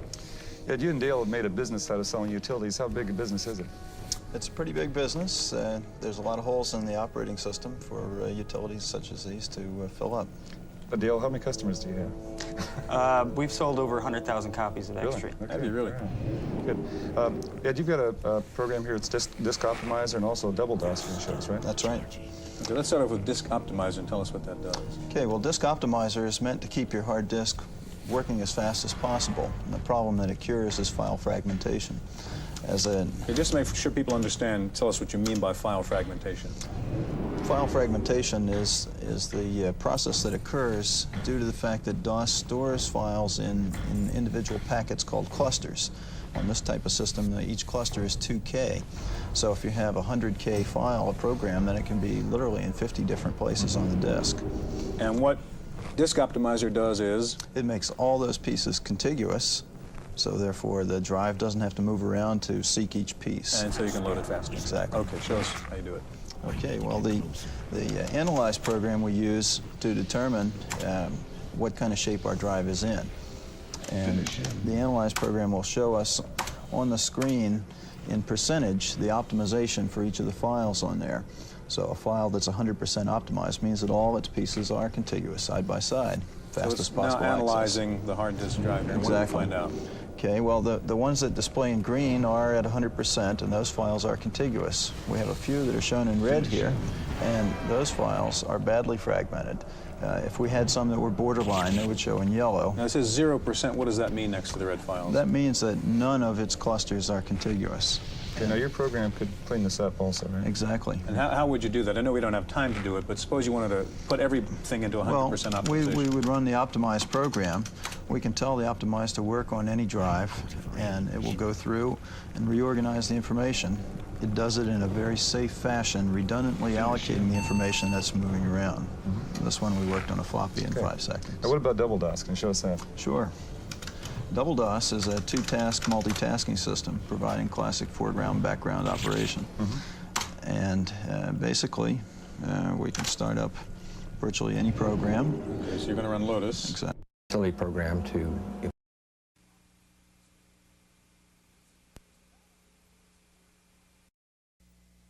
and play a very important role in TV advertising today. And of course, the basic building blocks of computer art, that is the graphics subsystems, play a role not only in art, but in related activities such as computer-aided design and other graphic applications. Okay, on today's program, we'll be looking at one of the newest computer graphic systems called Iris. We'll look at a computer art system called the Paint Box, and we'll meet two computer artists, real people, that is. First, let's take a look at the kind of computer art being done now on mainframe computers. Since the first light pen and graphics displays of the 1950s, computer-assisted artwork has been associated with beautiful, if mathematical, images of symmetry and abstraction. But the applications today extend far beyond repetitive patterns. With enough computing power, computer graphics can extend an artist's reach to cover. We'll talk about Pascal. First, though, let's try to understand a bit better this problem created by having so many different programming languages. This multilingual keyboard can perform the tasks of interpreter, grammatical advisor, and artist in translating English sounds into Japanese text. The program does for human languages what most computers are incapable of doing with their own languages. Because machine codes vary from one microprocessor to another, the same programming language cannot be shared by two different computers. You can get existing on each game cartridge and interface to the motherboard via the cartridge connector. The first major component is the Central Processing Unit, a custom processor based on the MOS 6502. The CPU is the main coordinator for the system and is largely responsible for telling all of the other components what to do, at least at a high level. It's also the only component in the system over which you have direct control, so when you write and assemble your games, this is what executes the resulting machine code. The chip, which is labeled RP2A03 on NTSC systems and RP2A07 on PAL, actually contains two processors, a modified 6502 lacking the decimal mode circuitry, and a custom audio processing unit or APU. I'm not going to get into a lot of detail about the APU in this episode, but just be aware that it exists as a co-processor alongside the CPU, and I'll go into more details in the future. The next major component is the CPU system memory, which is represented by a single 2KB SRAM chip on the NES's motherboard. This chip is used to store all of the mutable data for a game, things like animation timers, player health, etc., and represents the primary memory that you work with when writing a game's algorithms. Moving right along, we have the picture processing unit and its associated 2KB SRAM. The PPU is responsible for rendering a game's graphics and has a fixed set of functionality that cannot be programmed directly. Instead, rendering can be modified by way of memory-mapped input-output registers that can be manipulated by the CPU.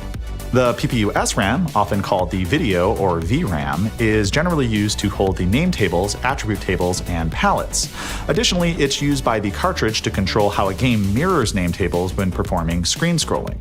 If you're not familiar with how graphics work on the NES, I suggest checking out my NES Graphics Explained video for an overview. The last set of components technique known as memory mapped I/O. The I/O here standing for input and output. Memory mapped I/O is a technique that segments a system's overall memory space into multiple regions and assigns each region to a specific piece of hardware. For instance, the CPU memory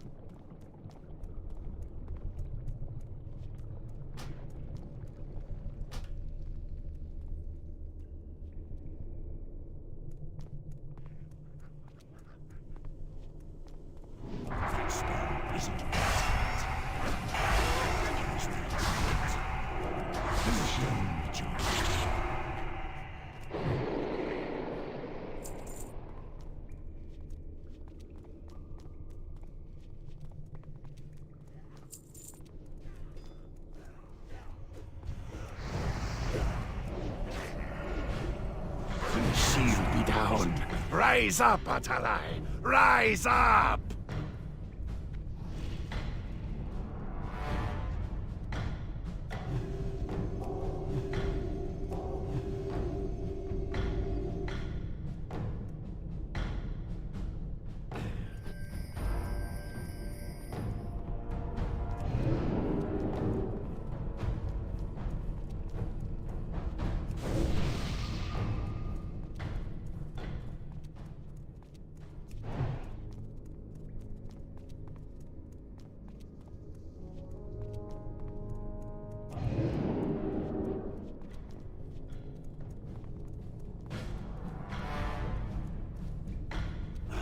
Cast that yet.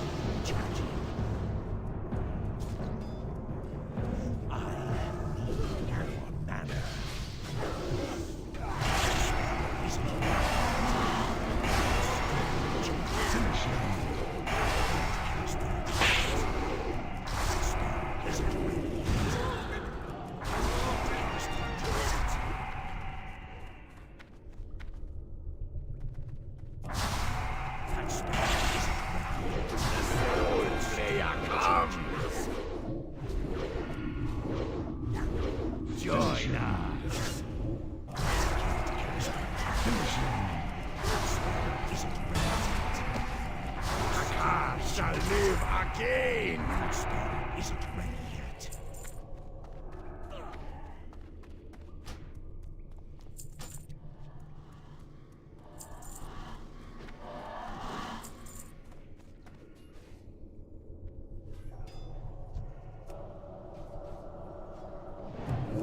I can't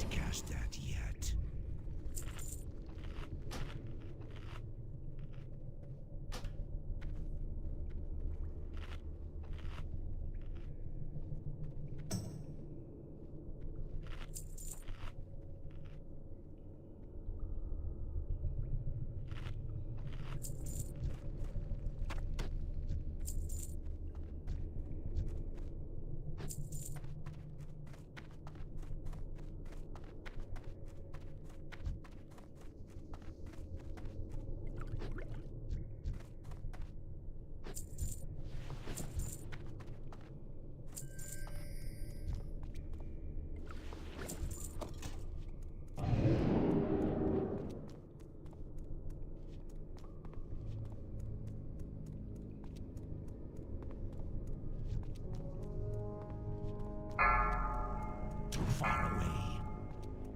That's still recharging. That spell isn't ready yet. I can't cast that yet. That's still recharging.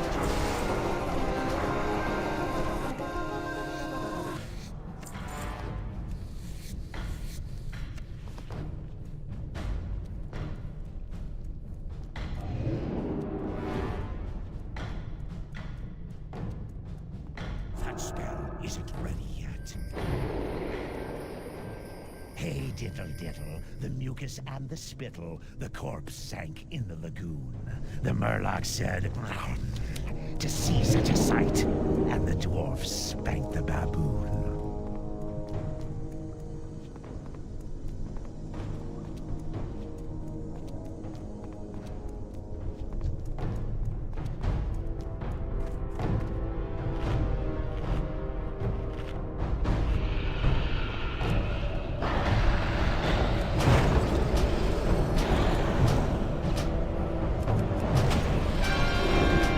That's still recharging. Finish him.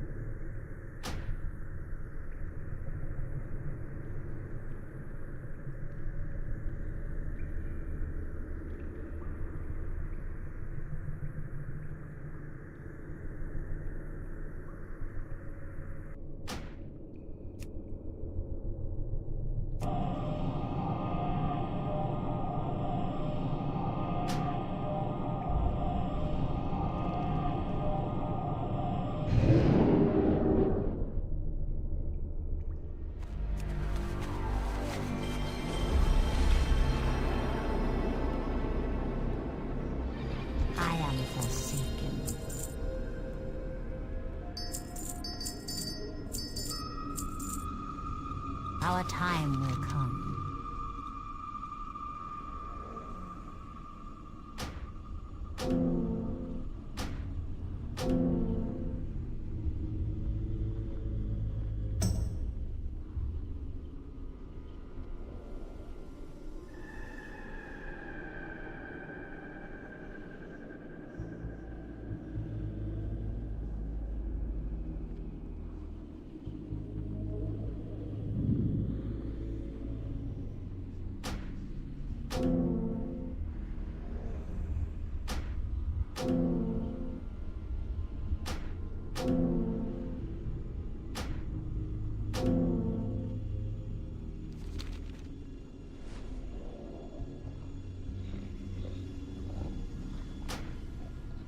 they can't join our group.